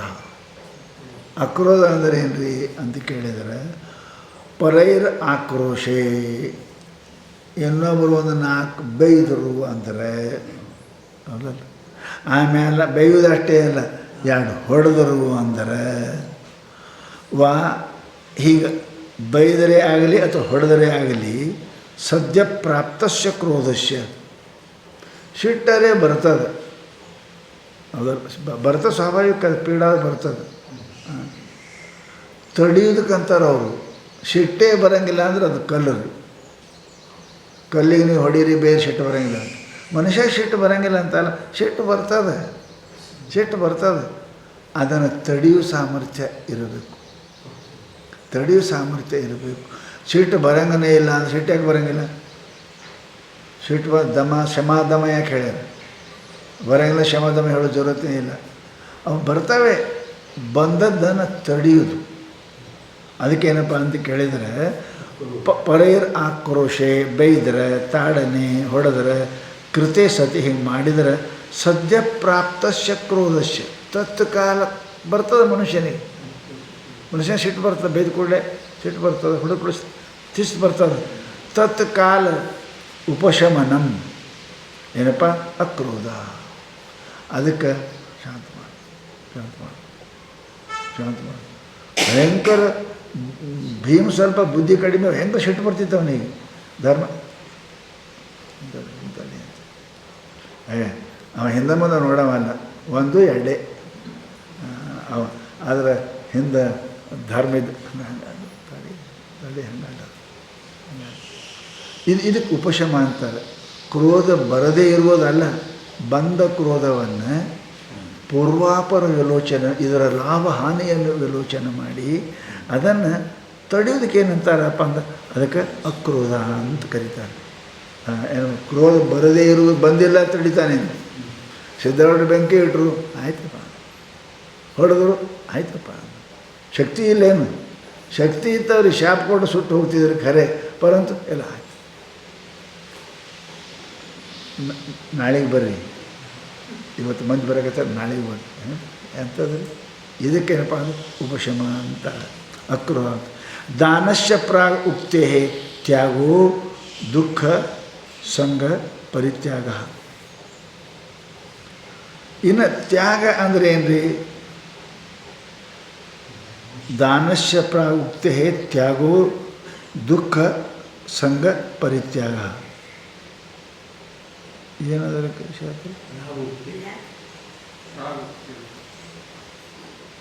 ಹಿಂದೆ ಹೇಳಿದ ತ್ಯಾಗ. ಆಮೇಲೆಪ್ಪ ಅಂದ್ರೆ ದುಃಖ ಸಂಘ ಪರಿತ್ಯಾಗ. ಮನುಷ್ಯ ಕೊಡ್ತಾನೆ ರೀ, ಒಮ್ಮೆ ಜೋಶದಾಗ ಕೊಡ್ತಿರ್ತಾನೆ ಮನುಷ್ಯ. ನೋಡ್ರಿ ಇಲ್ಲ, ಹಿಂದುಗಡೆ ಭಾಳ ಸಮಸ್ಯೆ ಬರ್ತಾನೆ. ಇದು ಆಡ್ತಾನೆ, ಹಿಂದುಗಡೆ ದುಃಖ ಪಡ್ತಾನೆ. ಕೊಡ್ತಾನೆ, ಹಿಂದುಗಡೆ ಪಶ್ಚಾತ್ತಾಪ ಪಡ್ತಾನೆ. ಮಾಡ್ತಾನೆ, ಹಿಂದುಗಡೆ ಪಶ್ಚಾತ್ತಾಪ ಪಡ್ತಾನೆ. ಮಾಡಿ ಆಡಿ ನೋಡಿ ಪಶ್ಚಾತ್ತಾಪ ಪಡ್ತಕ್ಕಂಥದ್ದು ಏನಪ್ಪ ಕೆಲಸ ಮನುಷ್ಯ ಮಾಡಬಾರ್ದು. ದುಃಖ ಸಂಘ ಪರಿತ್ಯಾಗ. ಏನೇ ಕೊಟ್ಟರು ಕೊಟ್ಟ ಬಳಕ ಜೋಶದಾಗ ಕೊಡ್ತಾನೆ ರೀ, ದೋಷದಾಗ ಕೊಡ್ತಾನೆ. ಮಂದ್ಯಾಗ ಅಲ್ಲಿ ಕೂತ್ಕಾಲಕ್ಕೆ ಅವರು ಅಂದ್ರೆ ನಾನು 200 ನಾ 500 ಕೊಟ್ಟ ಬಳಕ ಮನೆಗೆ ಬರುವಾಗಂತ ಸುಮ್ಮನೆ ಅವ್ರ ಮಾತುಗಳನ್ನು ಕೊಟ್ಟೆ ಬನ್ನಿ ಏನು ಬರೋದು ಅಂತ ಏನಂತಾವಲ್ಲ, ಹೀಗೇನಪ್ಪ ಅಂತ ಕೇಳಿದರೆ ಇದನ್ನು ಮನುಷ್ಯ ಮಾಡಬಾರ್ದು. ಶಾಂತಿ ಅಂತರೇಂದ್ರಿಯ ಉಪರತಿ. ಶಾಂತಿ ಅಂದರೆ ಏನು? ಶಾಂತಿ ಅಂತಕ್ಕಂತಾರೆ ಅಂತರೇಂದ್ರಿಯ ಅಂದರೆ ಏನಪ್ಪ ಅದಕ್ಕೆ ಮನಸ್ಸು. ಬಹಿರೇಂದ್ರಿಯ ನಾವು ಕಣ್ಣು ಮುಚ್ಚಿ ಕುಂತರೂ ಅಂತರೇಂದ್ರಿಯ ಅದು ವಿಚಾರ ಮಾಡ್ತಾ ಇರ್ತದೆ. ಶಾಂತಿ ಅಂತ ಎದಕ್ಕಂತಾರೆ ಅಂದ್ರೆ ಮನಸ್ಸು ಚಂಚಲವಾಗದೆ ಇರುವುದಕ್ಕೇನಪ್ಪ ಅಂತ ಕೇಳಿದರೆ ಶಾಂತಿ ಅಂತಾರೆ. ಪರದೋಷ ಪ್ರಕಾಶನ ಪೈಶೂನ್ಯಂ. ಪೈಶೂನ್ಯ ಅಂದರೆ ಚಾಡಿ ಪೀಡಿ ಅಂತಿರಲ್ಲ, ಬರೇ ಮಂದಿ ಸುದ್ದಿನೇ ಮಾತಾಡ್ತಾವೆ ಮನುಷ್ಯ. ಅವ ಹಂಗಾದನ ದೋಷ, ಇನ್ನೊಬ್ಬರ ದೋಷವನ್ನು ಹುಡುಕೋದು. ಅವರ ಸದ್ಗುಣ ಅವನಿಗೆ ಕಾಣಂಗಿಲ್ಲ, ದೋಷನೇ ಕಾಣ್ತದೆ. ಅದಕ್ಕೇನಪ್ಪ ಅಂದ್ರೆ ಅದಕ್ಕೆ ಪೈಶೂನ್ಯತ ಅಂತ. ಪೈಶೂನ್ಯತೆ ಅಂದರೆ ಪಿಶಾಚಿ ಕೆಲಸ ರೀ. ಒಬ್ಬರ ಮಂದಿಗೆ ಏನು ಕಾಡ್ಕೋತೇ ಇರ್ತಾವೆ, ಏನು ಮಾಡಂಗಿಲ್ಲ, ಕೊಡೋಂಗಿಲ್ಲ. ಹಾಗೆ ಈ ಮನುಷ್ಯನ ಕೂಡ ಇನ್ನೊಬ್ಬರನ್ನ ಆಡ್ಕೋತು ಇರ್ತಾನಲ್ಲ, ಇದು ಪೈಶೂನ್ಯ ಅಂತಾರೆ. ಮನುಷ್ಯನಿಗೆ ಪರದೋಷವನ್ನು ಹುಡುಕಲಿಕ್ಕೆ ಹೋಗಬಾರ್ದು.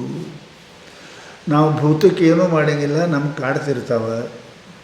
ಪಿಶಾಚಿಗೆ ನಾವೇನು ಮಾಡಿದ್ದೇವೆ, ಸುಮ್ಮನೆ ಕಾಡ್ತಾವೆ.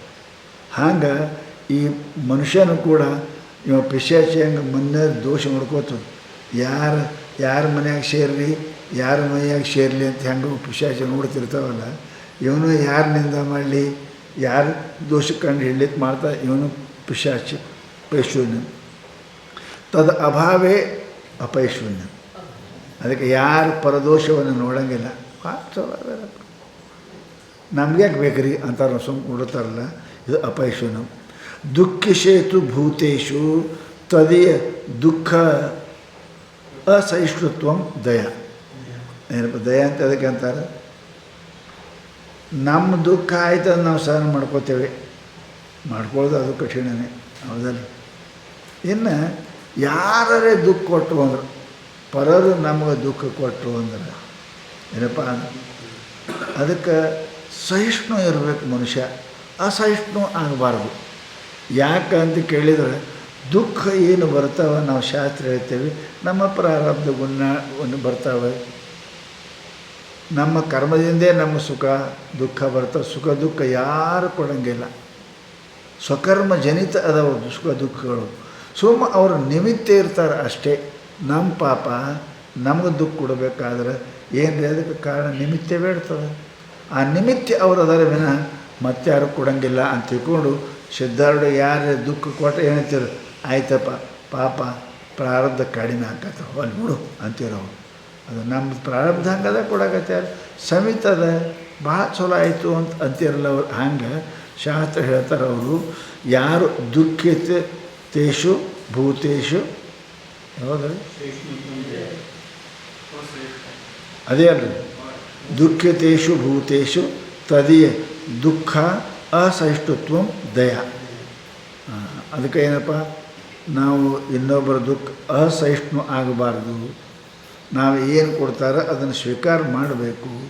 ಯಾರ ದುಃಖ ಕೊಟ್ಟರು ಕೂಡ ನಾವು ಏನಪ್ಪ ಅಂದ್ರೆ ಅವರು ಮಾಡ್ಯಾರ ಅಂತ ಅಲ್ಲ, ನಮ್ಮ ಕರ್ಮ ಅಂತ ತಿಳ್ಕೊಂಡು ಅವ್ರಿಗೆ ಪರಮಾತ್ಮ ಕಲ್ಯಾಣ ಮಾಡಲಿ ಅನ್ನತಕ್ಕಂಥ ಭಾವನೆ ಇರ್ತದೆ.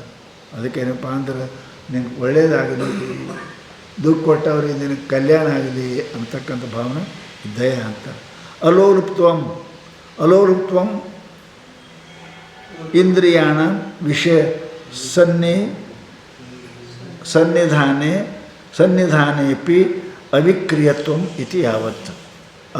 ಅಲೋಲುಪ್ ಅಂದರೆ ಏನು ರೀ, ಹಾಲೊಲ್ಲೆ ಮೊಸರಲ್ಲೇ ಯಾಕೊಲ್ಲೆ ಇಲ್ಲದಕ್ಕೆ ಒಲ್ಲೆ ಸರ್ವಜ್ಞೆ ಇವಲ್ಲ. ಇದಕ್ಕೇನಪ್ಪ ಅಂತಂದ್ರೆ ಶಾಸ್ತ್ರ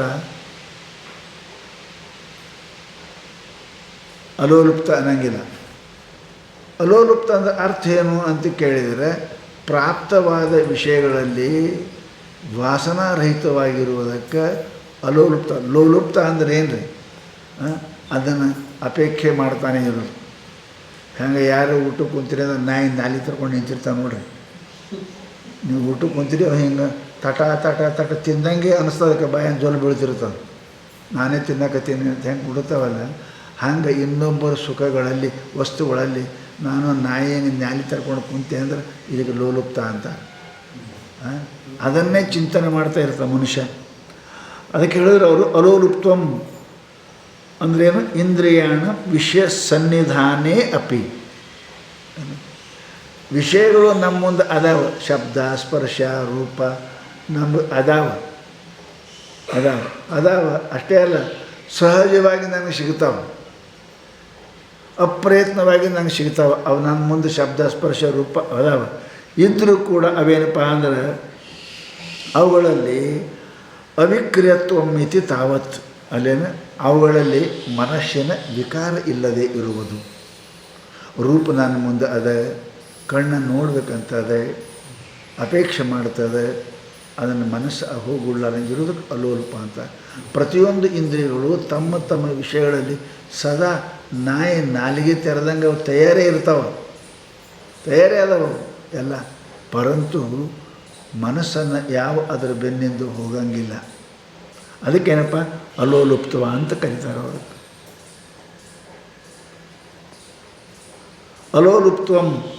ಅಲೋಲುಪ್ತಂ ಅಂದರೆ ಇಂದ್ರಿಯಾಣ ವಿಷಯ ಸನ್ನಿಧಾನೇಪಿ, ಶಬ್ದಸ್ಪರ್ಶ ಇವೆಲ್ಲವುಗಳು ವಿಷಯಗಳು ನೇತ್ರ ಶ್ರೋತ್ರಾದಿಗಳ ಸಮ್ಮುಖದಲ್ಲಿ ಇದ್ದರೂ ಕೂಡ ವಿಕಾರ ಹೊಂದದೇ ಇರುವುದು, ಅಪೇಕ್ಷಿಸದೇ ಇರುವುದು ಏನಪ್ಪ ಅಂತ ಕೇಳಿದರೆ ಅದಕ್ಕೆ ಏನಂತಾರೆ ಅಲೋಲುಪ್ತ ಅಂತಾರೆ. ಪವರ್ಣ ಲೋಪ ಆರ್ಷಃ ಅಲೋಲುಪ್ತಂ ಅಂತನಕ್ಕೆ ಒಂದು ಪ್ರಕಾರ ಹೋಗ್ಯಾದ, ಏನು ತಿಳ್ಕೊಬೇಡಿ ಅಂತ ಹೇಳ್ತಾರೆ ಅವರು. ಅಲೋಲುಪ್ತ್ವಮಿತಿ ಪಾಠ. ಮೃದುತ್ವಂ ಮಾರ್ಧವಂ ಸಾಧು ಜನ ಸಂಶ್ಲೇಷ ಅರ್ಹತ ಇತ್ಯರ್ಥ. ಮೃದುತ್ವ ಅಂದರೆ ಏನು ರೀ, ಮ್ಯಾಥದ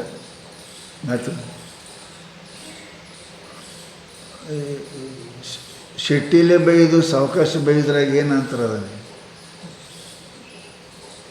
ಶೆಟ್ಟಿಲೆ ಬೈದು ಸಾವಕಾಶ ಬೈದು ಮೃದು ಅಂತ ಅರ್ಥ ಏನು. ಮೆತ್ತಗೆ ಅದಾರ ಅಂದ್ರೆ ಏನು ರೀ? ಮೆತ್ತಗೆ ಬೈತಾರೆ, ಮೆತ್ತಗೆ ಹೊಡಿತಾರೆ, ಅದೆಲ್ಲ. ಮೃದುತ್ವ ಅಂದ್ರೆ ಅದಕ್ಕೆ ಶಬ್ದ ಬರೀತಾರೆ. ಏನು ಮೃದುತ್ವಕ್ಕೆ ಅರ್ಥ ಬರೋದ್ರೇನಪ್ಪ ಅಂದ್ರೆ ಮೃದುತ್ವ ಮಾರ್ಧವಂ, ಮೆತ್ತಗೆ ಅಂದ್ರೆ ಅರ್ಥ ಏನು? ಸಾಧು ಜನ ಸಂಶ್ಲೇಷ ಅರ್ಹತೆ ಇತ್ಯರ್ಥ. ಮಹಾತ್ಮರು ನಿನಗೆ ಒಳ್ಳೆಯವ ಅನ್ನಬೇಕು, ಇಷ್ಟೇ ಅದಕ್ಕೆ ಮೃದುತ್ವ ಅಂತ. ಯಾರೇ ಆಗಲಿ ಬಿರುಸು ತಿನ್ನಕ್ಕೆ ಒಲ್ಲ ಅಂತಾರೆ, ಮೆತ್ತಗಿದ್ದಿರಬೇಕಂತಾರೆ, ಹೌದಲ್ರಿ? ಅದಕ್ಕೆ ಅಂತಾರೆ ಅವರು ಮೃದುತ್ವ ನಿನ್ನಲ್ಲಿ ಮಾರ್ಧವ ಅಂದರೆ ಏನು ರೀ? ಹಿಂಗೆ ನೀ ಇರಬೇಕು, ಸಾಧುಗಳು ಸ್ವೀಕಾರ ಮಾಡಿರಬೇಕು, ಅಷ್ಟು ಮೆತ್ತಗಿರ್ಬೇಕು ಮನುಷ್ಯ. ಅದರಲ್ಲಿ ಕ್ರಿಯೆಯಲ್ಲಿ, ವಾಣಿಯಲ್ಲಿ, ಮನಸ್ಸಿನಲ್ಲಿ ಮನುಷ್ಯ ಹೆಂಗಿರಬೇಕು ಅಂದ್ರೆ ಮೃದುವಾಗಿರಬೇಕು. ಮೃದು ಇರಪ್ಪ ಅಂದ್ರೆ, ಮೃದು ಇತ್ತಂದ್ರೆ ನಾನು ಹೆಂಗಾದರೂ ಮಾಡೋಕ್ಕೆ ಬರ್ತದೆ. ಮೃದುನೇ ಇಲ್ಲ, ಅದು ಕಠಿಣ ಇತ್ತು ಅಂತ ಕೇಳಿದ್ರೆ ಅದು ಏನಾಗಲಿ ಒಡೆದು ಆಡುತ್ತೋ, ಕುಡಿನೇ ಹಾಕೋದು, ಮತ್ತೇನು ಆಗಂಗಿಲ್ಲ. ಅದಕ್ಕೆ ಎಲ್ಲ ಕಲ್ಲು ಮೂರ್ತಿ ಆಗಂಗಿಲ್ಲ. ಹೊಡೆದಂಗೆ ತೆಗೆದ್ರೆ ಎಷ್ಟು ಹೊಡಿತ ಅಷ್ಟು ತೆಗೆದ್ರೆ ಮೂರ್ತಿ ಆಗ್ತವೆ. ಹಾಗೆ ಮನುಷ್ಯ ಕಠಿಣ ವಜ್ರ ಕಲ್ಲಿನಂಗೆ ಇರಬಾರ್ದು, ಮನುಷ್ಯ ಮೃದು ಇರಬೇಕು. ಅವ್ರು ಹೆಂಗೆ ಮಹಾತ್ಮರು ನಿನಗೆ ಹೆಂಗೆ ಮಾಡ್ಬೇಕಂತಾರೆ ಹಾಗೆ ನೀ ಆಗಕ್ಕೆ ತಯಾರಿರ್ಬೇಕು. ನಿನಗೆ ಮುಖ್ಯ ಮಾಡ್ಬೇಕಂತಾರೆ, ನಿನಗೆ ವಿರತಿ ಮಾಡ್ಬೇಕಂತಾರೆ, ನಿನಗೆ ಜ್ಞಾನಿ ಮಾಡ್ಬೇಕಂತಾರೆ. ಅದಕ್ಕೆ ನೀ ಹೊಂದ್ಕೊಳ್ಳಂಗಿದ್ರೆ ಅದಕ್ಕೆ ಮೃದುತ್ವ ಅಂತಾರೆ. ಅದು ಇರಬೇಕು. ಅದಕ್ಕೆ ಅವರು ಮೃದುತ್ವ ಮಾರ್ಧವಂ ಸಾಧು ಜನ ಸಂಶ್ಲೇಷ ಹರ್ಷ ಇತ್ಯರ್ಥ. ಸಾಧು ಜನರಿಗೆ, ಮಹಾತ್ಮರಿಗೆ, ಗುರುಗಳು ಅವರು ಹೊಗಳುವಂಗೆ, ಅವರು ನಿನಗೆ ಯೋಗ್ಯ ಅನ್ನುವಂಗೆ ಇರೋದಕ್ಕೆ ಮೃದುತ್ವ ಅಂತಾರೆ. ಕಾಯ ವಾಚ ಮನಸ ಹಾಗಿರೋದಕ್ಕೆ ಮೃದುತ್ವ ಅಂತ ಕರೆದರು. ಅಕಾರ್ಯಕರಣೆ ಲಜ್ಜಾ ಹ್ರಿ. ಹ್ರಿ ಅಂದ್ರೇನು? ಅಕಾರ್ಯಕರಣೆ ಲಜ್ಜಾ. ಮನುಷ್ಯನ ಜಿಗುಪ್ಸೆ, ಅದು ಮಾಡಲೇ ಬಿಡಲಪ್ಪ, ಇದು ಮಾಡಿದ್ರೆ ಒಳ್ಳೆಯದೇ ಇಲ್ಲಪ್ಪ, ನಾಚಿಕೆ ಬರೋದು. ಯಾವ ಶಾಸ್ತ್ರದಲ್ಲಿ ಯಾವ ಕರ್ಮಗಳನ್ನು ಮಾಡಬೇಡ ಅಂದಾರೆ, ಯಾವ ಚಿಂತನೆ ಮಾಡಬೇಡ ಅಂದಾರೆ, ಯಾವ ಶಬ್ದ ಆಡಬೇಡ ಅಂದಾರೆ, ಅದರಲ್ಲಿ ನಾಚಿಕೆ ಬರೋದಕ್ಕೆ ಏನಂತಾರೆ? ಹಿರಿ ಅಂತ. ಯಾಕಡೆ ಮಾತಾಡ್ತೀಯ, ನಾಚಿಕೆ ಅದೇ ಇಲ್ಲ ಅಂತ ಬೈತಾರೆ. ಏನು ಮಾಡ್ತೀಯ, ಇಟ್ಟರೆ ನಾಚಿಕೆ ಅದಿಲ್ಲ ನಿಂಗೆ. ಮಾಡುವುದರೊಳಗೆ, ವಿಚಾರಿಸೋದ್ರೊಳಗೆ, ಆಡುವುದರೊಳಗೆ ಮನುಷ್ಯ ಮರ್ಯಾದೆ ಬಿಟ್ಟು ಶಾಸ್ತ್ರ ವಿರುದ್ಧವಾಗಿ ಮಾಡ್ದ ಅಂದ್ರೆ ಅದಕ್ಕೆ ನಾಚಿಕೆಗೇಡಿ ಅಂತಾರೆ.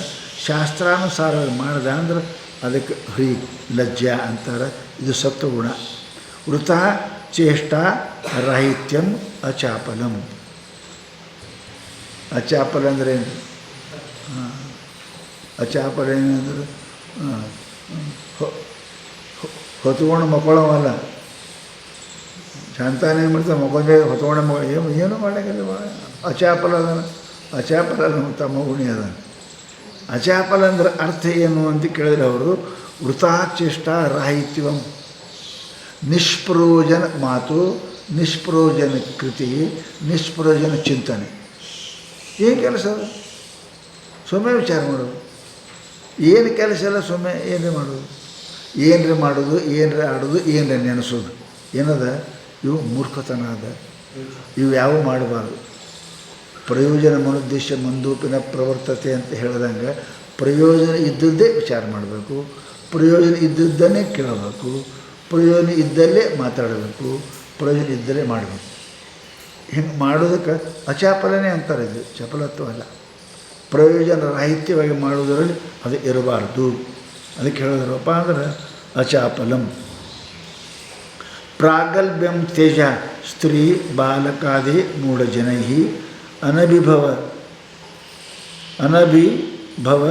ಅನಭಿಭವನೀಯತ್ವ ಇತ್ಯರ್ಥ. ಪ್ರಾಗಲ್ಭ್ಯ ಅಂದ್ರೆ ಮನುಷ್ಯ ಭಾಳ ದೊಡ್ಡವರು ಅದ ರೀ.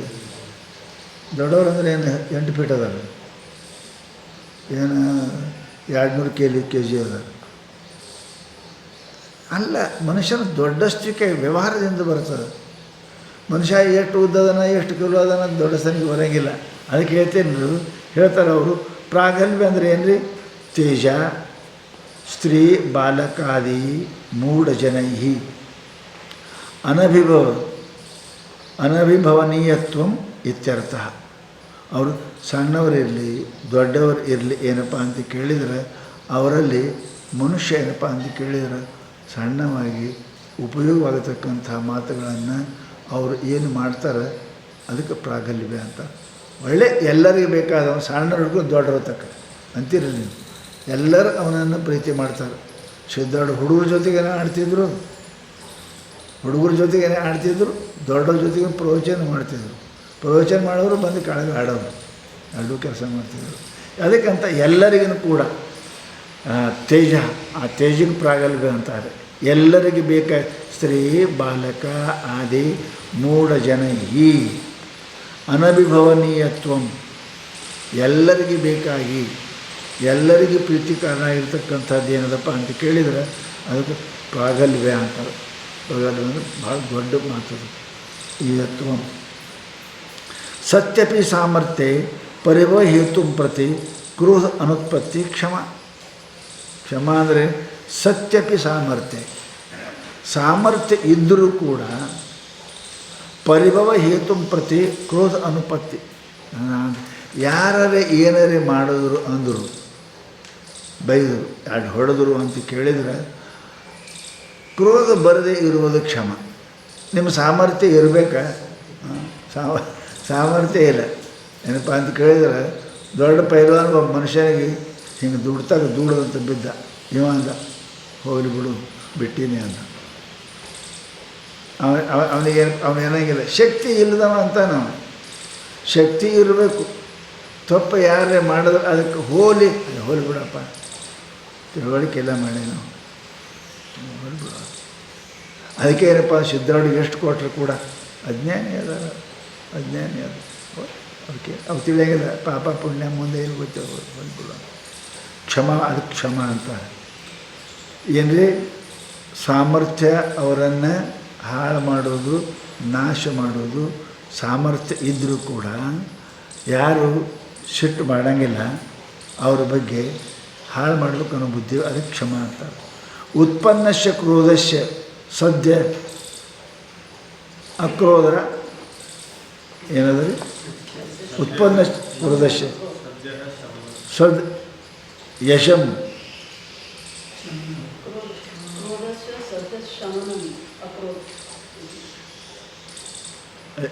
ಅದಕ್ಕೆ ಇನ್ನು ಬೇರೆ ಕಡೆ ಏನು ಹೇಳ್ಯಾರ ಅಂತ ಹೇಳ್ತಾರೆ. ಉತ್ಪನ್ನಶ್ಯ ಕ್ರೋಧಶ್ಯ, ಉತ್ಪನ್ನ ಆಗಿರ್ತಕ್ಕಂಥ ಕ್ರೋಧವನ್ನು ಅದನ್ನೇಪ್ಪ ಅಂದ್ರೆ ಅದು ಯಾವುದನ್ನು ಮನಸ್ಸಿಗೆ ತರದೇ ಇರತಕ್ಕಂಥದ್ದು ಏನದ ಅದಕ್ಕೂ ಅಕ್ರೋಧ ಅಂತ ಕರೀತಾರೆ ಶಾಸ್ತ್ರದೊಳಗೆ. ದುಃಖಾದಿಭಿ ಶೀದತಃ ಚಿತ್ತಸ್ಯ ಸ್ಥಿರೀಕರಣಂ ಧೃತಿ. ಶೀದಸ್ಯ ಚಿತ್ತಸ್ಯ, ವಿಕ್ಷಿಪ್ತವಾಗಿರತಕ್ಕಂಥ ಚಿತ್ತವನ್ನು ಯಾಕೆ ದುಃಖಾದಿಭಿ. ಮನುಷ್ಯನಿಗೆ ಕಷ್ಟ ಬಂತು, ದುಃಖ ಬಂತು ಅಂತ ಕೇಳಿದರೆ ಮನುಷ್ಯನ ಮನಸ್ಸು ಚಂಚಲ ಆಗ್ತದೆ, ಸ್ವಾಭಾವಿಕ ಆಗ್ತದೆ. ಹಿಂಗೆ ಯಾಕಾಯಿತು, ಇದು ಆಗಬಾರ್ದಾಗಿತ್ತು ಅಂತ ಅನ್ಸೋ ಮನುಷ್ಯ. ದುಃಖ ಬಂದ ಕಾಲಕ್ಕೆ ನಾನಾ ಕಲ್ಪನೆಗಳು ಬರ್ತಾವೆ. ದುಃಖಾದಿಭಿ ಏನಪ್ಪ ಶೀದತಃ ಚಿತ್ತಸ್ಯ, ವಿಕ್ಷಿಪ್ತವಾದ ಚಿತ್ತವನ್ನು ಸ್ಥಿರೀಕರಣ.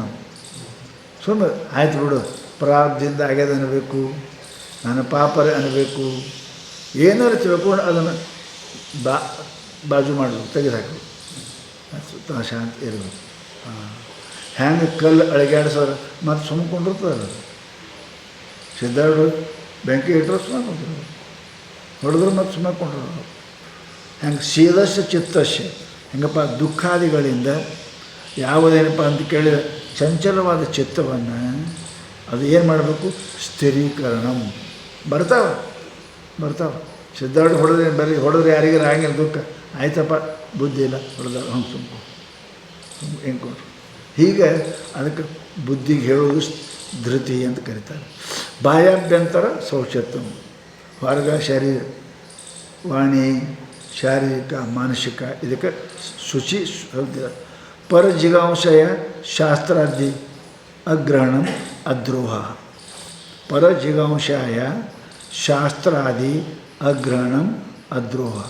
ದ್ರೋಹ ಅಂದರೆ ಏನಪ್ಪ ಅಂತ ಕೇಳಿದ್ರೆ ಶಾಸ್ತ್ರ ಪರಜಿಗಾಂಶಾಯ, ಇನ್ನೊಬ್ಬರಿಂದ ಆಗತಕ್ಕಂಥ ವ್ಯವಸ್ಥಿತಿಯನ್ನು ಏನು ಬರ್ದಾರ್ರಿ? ಪರ ಜಿಗಾಂಶಯ ಶಾಸ್ತ್ರಾದಿ ಅಗ್ರಹಣಂ ಶಾಸ್ತ್ರಾದಿ ಅಗ್ರಹಣಂ. ಇದು ಶಾಸ್ತ್ರ ಅಲ್ಲಿ ಶಸ್ತ್ರ ಬೇಕು, ಅದು ಶಾಸ್ತ್ರ ಅಂತ ಬರೆದಾಗ ಶಸ್ತ್ರ ಬೇಕು. ಪರ ಜಿಗಾಂಶ ಇನ್ನೊಬ್ಬರು ತ್ರಾಸು ಕೊಟ್ಟಾಗ ಶಸ್ತ್ರವನ್ನು ತಗೊಳ್ಳಾರ್ದೆ, ಶಸ್ತ್ರವನ್ನು ತಗೊಳ್ಳಾರ್ದೇ ಇನ್ನೊಬ್ಬರಿಗೆ ಹಾನಿ ಮಾಡದೆ ಇರ್ತಕ್ಕಂಥದ್ದು ಏನದು ಅದ್ರೋಹ ಅಂತ. ಅದ್ರೋಹೋ ನಾತಿ ಮಾನ್ಯತ ಬರೆದಾರಲ್ಲ ಅವ್ರ ಮೇಲೆ. ಅದ್ರೋಹ ಅಂದರೆ ಅವ್ರು ನಮಗೆ ಹೊಡೆದಾರ್ರಿ ಬೇದಾರೆ ಎಲ್ಲ ಕೊಡಿ, ಅವರು ನಾವು ಬಡಗಿಲಿ ಹೊಡೆದು ನಾವು ಕೊಳ್ಳಿ ತೊಗೊಂಡು ಹೋಗ್ತೇವಲ್ಲ, ಇದು ಅಲ್ಲ ಅಂತಾರೆ ಅವರು. ಆಯ್ತು ಅಂತಾನೆ, ಇದಕ್ಕೆ ಅದ್ರೋಹ ಅಂತಾನೆ. ಆತ್ಮನೇ ಪೂಜ್ಯತ್ವ ಅತಿಶಯ ಭಾವನಾ ಅತಿಮಾನತ. ಅತಿಮಾನತ ಮಾನ ಮನುಷ್ಯನಿಗೆ ಇರಬೇಕು, ಮಾನ್ಬೇಕು. ಮಾನಿಂದ ಮನುಷ್ಯ ಚಲೋ ಅಲ್ಲ. ಅತಿಮಾನ ಇರಬಾರ್ದು. ಅಡುಗೆಯಾಗ ಉಪ್ಪು ಬೇಕು, ಅತಿ ಉಪ್ಪು ಇರಬಾರ್ದು. ಅದು ಅತಿ ಉಪ್ಪಿರಬಾರ್ದು. ಅತಿ ಉಪ್ಪಿತ್ತು ಅಂದರೆ ಉಪವಾಸ ಇರಬೇಕಾಗ್ತದೆ. ಉಪ್ಪಿಲ್ಲದೆ ಊಟ ಮಾಡೋಕ್ಕೆ ಬರೋಂಗಿಲ್ಲ, ಬೇಕು. ಹಾಗೆ ಮಾನ ಇಲ್ಲದೆ ಮನುಷ್ಯ ಇರಬಾರ್ದು. ಮಾನ ಬೇಕೇ. ಮಾನ ಅತಿ ಆಗಬಾರ್ದು. ಅತಿ ಅಂದರೆ ಏನು ರೀ? ನಾ ಇದ್ದಕ್ಕಿಂತ ಹೆಚ್ಚಿಗೆ ಬಿಡೋದು, ಇದೇ ಅತಿಮಾನ. ಅತಿಮಾನ ಅವ ಹೋಗ್ತಾನೆ, ಬೀಳ್ತಾನೆ, ಹಾಳಾಗ್ತಾನೆ. ಮನುಷ್ಯನಿಗೆ ಮಾನ ಎಲ್ಲರಿಗೆ ಬೇಕು. ಮಾನ ಸಮ್ಮಾನ ಇದು ಒಳ್ಳೆಯದದ.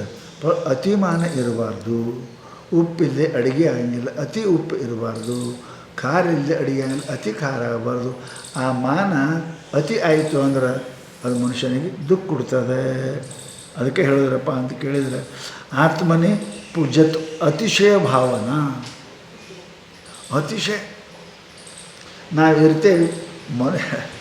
ಮನುಷ್ಯ ಏನಪ್ಪ ಅಂದರೆ 1 ಕಿಲೋ ಇಟ್ಟು 2 ಕಿಲೋ ಅಳ್ಯಾಕೆ ಹೋದರೆ ಹೆಂಗೆ ಹಾಕೋದು? ತಕಡಿ ನೆಲಕ್ಕೆ ಕುಂಡಿರ್ತಾವೆ, ಅಳ್ಯಾಕೆ ಬರೋಂಗಿಲ್ಲ. ಹಂಗೆ ಮನುಷ್ಯ ಅದಾನ ಸ್ವಲ್ಪ ಭಾಳ ಏನಪ್ಪ ಅಂತಂದ್ರೆ ಮಾಡ್ದ ಅಂದ್ರೆ ಅತಿಮಾನತ. ತದ್ ಅಭಾವೋ ನಾತಿಮಾನತ. ತಯಾ ಚ ತತ್ ಕಾರ್ಯಂ ಪೂಜ್ಯೇಶು ನಮ್ರತ್ವಂ ಉಪಲಕ್ಷ್ಯತೆ. ಅತಿಮಾನ ಆಗ್ಬಿಡೋದು, ಮಾನ ಬಿಡಬಾರ್ದು ಅಂದರೆ ಏನು ರೀ? ದೊಡ್ಡವ್ರ ಮುಂದೆ ಅದು ಹೇಳಿದ್ರಪ್ಪ. ಆತ್ಮನೇ ಪೂಜ್ಯತ್ವ ಅತಿಶಯ ಇಲ್ಲದ್ರೆ ತಥಾಚ ತತ್ಕಾರ್ಯ ಪೂಜ್ಯೇಶು ನಮ್ರತ್ವಂ ಉಪಲಕ್ಷ್ಯತೆ. ಹೌದಾ? ಎಲ್ಲಿ ಇರ್ತದೆ ಮನುಷ್ಯ? ನಿಮಗಿಂತ ದೊಡ್ಡವ್ರು ಇದ್ದಾರೆ, ನಿನಗಿಂತ ಕಡಿಮೆ ಇದ್ದವರಲ್ಲಿ ಬೇಡು. ನಿಮಗಿಂತ ದೊಡ್ಡವ್ರ ಮುಂದೂ ಮಾನ. ಅದು ಗುರುಗಳಿಗಿಂತ ಅದಕ್ಕಿಂತ ನನಗೆ ಮಾನ ಹೆಚ್ಚಿಗೆ ಬೇಕು. ಮಾಸ್ಟ್ರಿಗಿಂತ ನನಗೆ ವಿದ್ಯಾರ್ಥಿಗೆ ಮಾನ ಹೆಚ್ಚಿಗೆ ಕೊಡಬೇಕು. ಮಾನಗೇಡಿ ಅಂತ. ಅದಕ್ಕೆ ಮಹಾತ್ಮರು ಹೇಳಿದರು, ಮಾನ ಬೇಡುವುದೇ ಅಲ್ಲದು. ಮಾನ ಶಾಸ್ತ್ರದಾಗ ಅತಿಮಾನೋ ಅತಿವಾದಶ್ಚ ಅಧ್ಯಾಯ. ಇದು ರಜೋಗುಣದ ಕಾರ್ಯ, ತಮಗುಣದ ಕಾರ್ಯ. ಅತಿಮಾನ ಮನುಷ್ಯ ಮಾನ ಬೇಕು, ಅತಿಮಾನ ಇರಬಾರ್ದು. ಅದಕ್ಕೆ ಹೇಳಿದ್ರೆ ಅವರಪ್ಪ ಅಂದರೆ ಆತ್ಮನೇ ಪೂಜ್ಯತ್ವಂ ಅತಿಶಯ ಭಾವನಾ ಅತಿಮಾನತ. ಅಂದ್ರೇನು? ಅತಿಶಯ ಭಾವನ ಅತಿ ಮಾನ ಏನಪ್ಪ ಅಂತ ಕೇಳಿದರೆ ತದಭಾವೋ ನಾತಿಮಾನತ. ತನಗೆ ಎಷ್ಟದ ಅಷ್ಟರ ಪ್ರತ್ಯೇಕ ಮಾನ ಮಾಡಬೇಕೆ ವಿನ ಅತಿ ಮನುಷ್ಯ ಮಾನ ಮಾಡೋಕ್ಕೆ ಹೋಗಬಾರ್ದು. ಈಗ ಅತಿ ಮಾನ ಮಾಡೋರು ದುರ್ಗತಿ ಆಗ್ತವೆ ವಿನ ಅವರಿಗೆ ಸದ್ಗತಿ ಆಗುವುದಿಲ್ಲ. ಅದಕ್ಕೇನಪ್ಪ ಅಂದ್ರೆ ಸಿದ್ಧಾರ್ಥ ಜೊತೆಗೆ ವಾದ ಮಾಡೋಕ್ಕೆ ಬಂದ ಒಂದು ಫಜೀತಿ ಏನು ಮಾಡಿದ್ರು? ಯಾರು ಜಡಿಸಿದ್ದವರು ಮಾಡಿದ್ರಲ್ಲ. ಹಾಗೆ ಆಗಬಾರ್ದು. ಮನುಷ್ಯ ಯಾವಾಗ ಕೂಡ ಮಾಡೋಕ್ಕೆ ಹೋಗಬಾರ್ದು. ತಯಾಚ ತತ್ ಕಾರ್ಯಂ ಪೂಜ್ಯೇಶು ನಮ್ರತ್ವ ಉಪಲಕ್ಷ್ಯತೆ. ತಯೇವ ಷಡ್ವಿಂಶತಿ ಅಭಯಾದಯೋ ಧರ್ಮ ದೇವಯೋಗ್ಯ ಸಾತ್ವಿಕ ಶುಭವಾಸನಾ ರೂಪ ಸಂಪತ್ತಿ ಶರೀರಾರಂಭ ಕಾಲೇ ಪುಣ್ಯಕರ್ಮವಿ ಅಭಿವ್ಯಕ್ತಾಂ ಅಭಿಲಕ್ಷ್ಯ ಜಾತಸ್ಯ ಪುರುಷಸ್ಯ ಭವಂತಿ ನಿಷ್ಪದ್ಯಂತೆ. ಅವ್ರು ಹೇಳಿದ್ರು ಇವೆಲ್ಲ ಗುಣ ಏನಪ್ಪ ಅಂತಂದ್ರೆ ಇವು ಹೆಂಗೆ ಹಾಕವ ಅಂತ ಹೇಳಿದರು. ಪರಮಾತ್ಮನ ದೇವಯೋಗ್ಯ ಏನಪ್ಪ ಅಂದ್ರೆ ಮನುಷ್ಯ ಆದ ಅಂದರೆ, ದೊಡ್ಡವ್ರ ಕೃಪಾಕ ಪಾತ್ರ ಆದ ಅಂದರೆ, ಭಗವಂತನೇನಪ್ಪ ಅಂದ್ರೆ ಆ ಪೂಜೆಯನ್ನು ಭಗವಂತನ ಆರಾಧನೆ ಏನು ಮಾಡಿದ ಅಂತ ಕೇಳಿದರೆ ಇವು ಸಂಪತ್ತಿಗಳು ಮನುಷ್ಯನಿಗೆ ಬರ್ತವೆ. ಇಂಥ ಗುಣ ಏನು ಬರ್ತಾವೆ? ಭಗವಂತನ ಆರಾಧನೆ, ಗುರು ಕೃಪಾ ಇವು ಮತ್ತು ಪುಣ್ಯ ಕರ್ಮ ಇವುಗಳು ಮಾಡೋದ್ರಿಂದ ಇಂಥವು ಸಿಗ್ತಾವೆ. ತಮ್ಮ ವಿದ್ಯಾ ಕರ್ಮಣಿ ಸಮನ್ವಾರಭೇತೆ ಪೂರ್ವಪ್ರಜ್ಞಾ ಚ. ಅದು ಹೇಳೋದು ಬೃಹದಾರಣ್ಯಕೋಪನಿಷತ್ತಿನ ಒಳಗೆ. ತಮ್ಮ ವಿದ್ಯಾ ಕರ್ಮಣಿ ಸಮನ್ವಯಾರ್ಹತೆ ಪೂರ್ವಪ್ರಜ್ಞಾ ಚ. ಕಾರಣ ಏನು? ವಿದ್ಯಾ ಅದು ಕರ್ಮದು ಮತ್ತು ಕರ್ಮ. ಆಮೇಲೆ ಏನಪ್ಪ ಅಂದ್ರೆ ಹಿಂದಿನ ಪುಣ್ಯ. ಇವು ಪೂರ್ವಪ್ರಜ್ಞೆ ಅಂತ ಬರ್ದಾರಲ್ಲಿ. ಅದಕ್ಕೆ ಪುಣ್ಯನ ಹೇಳಿದ್ರು. ವಿದ್ಯಾ ಬುದ್ಧಿ ಇರಬೇಕು, ಅದ್ರಂಗೆ ನಡಿಬೇಕು. ಆಮೇಲೆ ಪೂರ್ವ ಸುಕೃತಿ ಇರಬೇಕು. ಇವೆಲ್ಲ ಇತ್ತು ಅಂತಂದ್ರೆ ಆ ಪುಣ್ಯದಿಂದ ಮನುಷ್ಯನಿಗೆ ಬರ್ತದೆ. ಪುಣ್ಯೇನ ಕರ್ಮಣ ಭವತಿ ಪಾಪ ಪಾಪೇನ ಇತಿ ಬೃಹದಾರಣ್ಯಕ ಉಪನಿಷತ್ತು ಹೇಳಿದೆ. ಪುಣ್ಯ ಮಾಡಿದವರಿಗೆ ಪುಣ್ಯ ಮಾಡುವ ಬುದ್ಧಿ ಬರ್ತದೆ, ಪಾಪ ಮಾಡಿದವರಿಗೆ ಪಾಪ ಮಾಡುವ ಬುದ್ಧಿ ಬರ್ತದೆ. ಯಾಕೆ ಅವು ಸಂಸ್ಕಾರ ಇರ್ತಾವೆ, ಸಂಸ್ಕಾರದಾಗ ಮನುಷ್ಯ ಕೆಲಸ ಮಾಡ್ತಾನಂತ ಉಪನಿಷತ್ತನ್ನು ಕೂಡ ಹೇಳ್ಯಾರ. ಅಸ್ಮಿನ್ ನಿವೃತ್ತಿ, ಅದಕ್ಕೆ ಕಳೆದ ಹೇಳಿದ ಅದು ನಿವೃತ್ತಿ ಅಂದಾರಲ್ಲ ಮೂಲಕ, ಅದಕ್ಕೆ ಹೇಳಿದ್ರು ಅವರು ನಿವೃತ್ತಿ ಯಾವುದು? ಇವೆಲ್ಲ ಗುಣಗಳಿಂದ ಅಸತ್ತಿನಿಂದ ನಿವೃತ್ತಿ. ಅಸತಃ ನಿವೃತ್ತಿ. ನಿವೃತ್ತಿ ಅಂದರೆ ಅಸತ್ ಕರ್ಮಗಳು, ಅಸತ್ ಭಾವನೆ, ಅಸತ್ ವಾಣಿ ನಿವೃತ್ತಿ. ಏನಪ್ಪ ಅಸನ್ನಿವೃತ್ತಿ ಅಂತಾರೆ. ಬ್ರಹ್ಮ ವ್ಯತಿರಿಕ್ತ ನಿವೃತ್ತಿ ಹಂಗಂದ್ರೇನು? ಬ್ರಹ್ಮ ಪ್ರಾಪ್ತಿಗೆ ಪ್ರತಿಬಂಧಕವಾದ ಸಮಸ್ತ ಕ್ರಿಯಾ, ಶಾರೀರಿಕ, ಮಾನಸಿಕ, ವಾಚಿಕ ಕ್ರಿಯೆಗಳನ್ನು ನಿವೃತ್ತಿಯಾಗಿರಬೇಕು ಅಂತ ಅರ್ಥ. ಅದಕ್ಕೆ ನಾವಿರುತ್ತೋ ದುಶ್ಚರಿತ, ನಾ ಶಾಂತೋ ನಾ ಸಮಾಹಿತ. ಏನಪ್ಪ ಅಂದ್ರೆ ಪ್ರಜ್ಞಾನೇನೈವ ನಾಪ್ನುಯಾತ್. ಎಲ್ಲಿ ಕಠೋಪನಿಷತ್ನಲ್ಲಿ ಯಾರು ನಾವಿರುತ್ತೋ ದುಶ್ಚರಿತ, ನ ಶಾಂತೋ ನ ಮಾನಸ, ಪ್ರಜ್ಞಾನೇನೈವ ನ ಆಪ್ನುಯಾತ್. ಬುದ್ಧಿವಂತಿದ್ದರೂ ಎಷ್ಟು ಸಮಾಧಾನ ಇದ್ದರೂ ಕೂಡ ಅವ ಎಂದು ಪ್ರಾಪ್ತಿ ಮಾಡಿಕೊಳ್ಳಂಗಿಲ್ಲ ಅಂತ ಕಠೋಪನಿಷತ್ತು ಹೇಳ್ಯಾದ. ಅದಕ್ಕೆ ಇತಿ ಶ್ರುತೆ ಅವೃಜನತ್ವಾರ್ಥ. ಶಾಸ್ತ್ರ ಹೇಳಿದರು ಮನುಷ್ಯನಿಗೆ ಇವು ಪ್ರತಿಬಂಧಕ ಅದಾವ. ಈ ಪ್ರತಿಬಂಧಕಗಳ ನಿವೃತ್ತಿ ಆಗಲಾರದೆ ಆಗುವುದಿಲ್ಲ. ಈ ಪ್ರತಿಬಂಧಕ ನಿವೃತ್ತಿ ಆಗ್ಬೇಕಾದ್ರೆ ಸತ್ವಗುಣ ವೃದ್ಧಿ ಆಗಬೇಕು. ಸತ್ವಗುಣ ವೃದ್ಧಿ ಆಯಿತು ಅಂದ್ರೆ ಇವೆಲ್ಲ ಅಮಾನಿತ್ವಾದಿಗಳು ಬರ್ತಾವೆ. ಆಗ ಅವ ಏನಪ್ಪ ಅಂದ್ರೆ ಅಂತಃಕರಣ ಶುದ್ಧನಾಗಿ ಪರಿಪಕ್ವ ಉಳ್ಳವನಾಗಿ ಅವ ಜ್ಞಾನ ಪ್ರಾಪ್ತಿಗೆ ಅಧಿಕಾರಿ ಆಗ್ತಾನೆ ಅಂತ ಹೇಳಿದ್ರು. ಹಾಗಾದ್ರೆ ಸತ್ವಗುಣ ಇವರಲ್ಲಿ ವೃದ್ಧಿಯಾಗಿದೆ ಅಂತ ನಮ್ಗೆ ಹೆಂಗೆ ಗೊತ್ತಾಗ್ಬೇಕ್ರಿ? ಸತ್ವಗುಣ ವೃದ್ಧಿಯಾಗಿದೆ ಅಲ್ಲೇ ಕಾರ್ಯಾನುಮೇಯ ಗುಣಗಳು ಕಾರ್ಯಾನುಮೇಯ ಅದಾವೆ. ಹಾಗೆ ಗೊತ್ತಾಗಿಲ್ಲ. ಸತ್ವಗುಣ ಇವ ವೃದ್ಧಿಯಾಗೇನ್ರಿ, ಇವ ರಜೋಗುಣಿ ಅಂತ ಅವ ಕಾರ್ಯ ಅವ್ನು ನೋಡಿದ್ರೆ ಹೇಳ್ತೀರಿ, ನೀವು ನೋಡಿದ್ರೆ ಹೇಳ್ತೀರಿ. ಅದಕ್ಕೆ ಸತ್ವಗುಣ ವೃದ್ಧಿ ಆದವನ ಲಕ್ಷಣಗಳು ಏನು ಅಂತ ಕೇಳಿದರೆ ನಾಳೆ ಅದನ್ನು ನಮ್ಗೆ ವಿಸ್ತಾರವಾಗಿ ಹೇಳ್ತಾರೆ.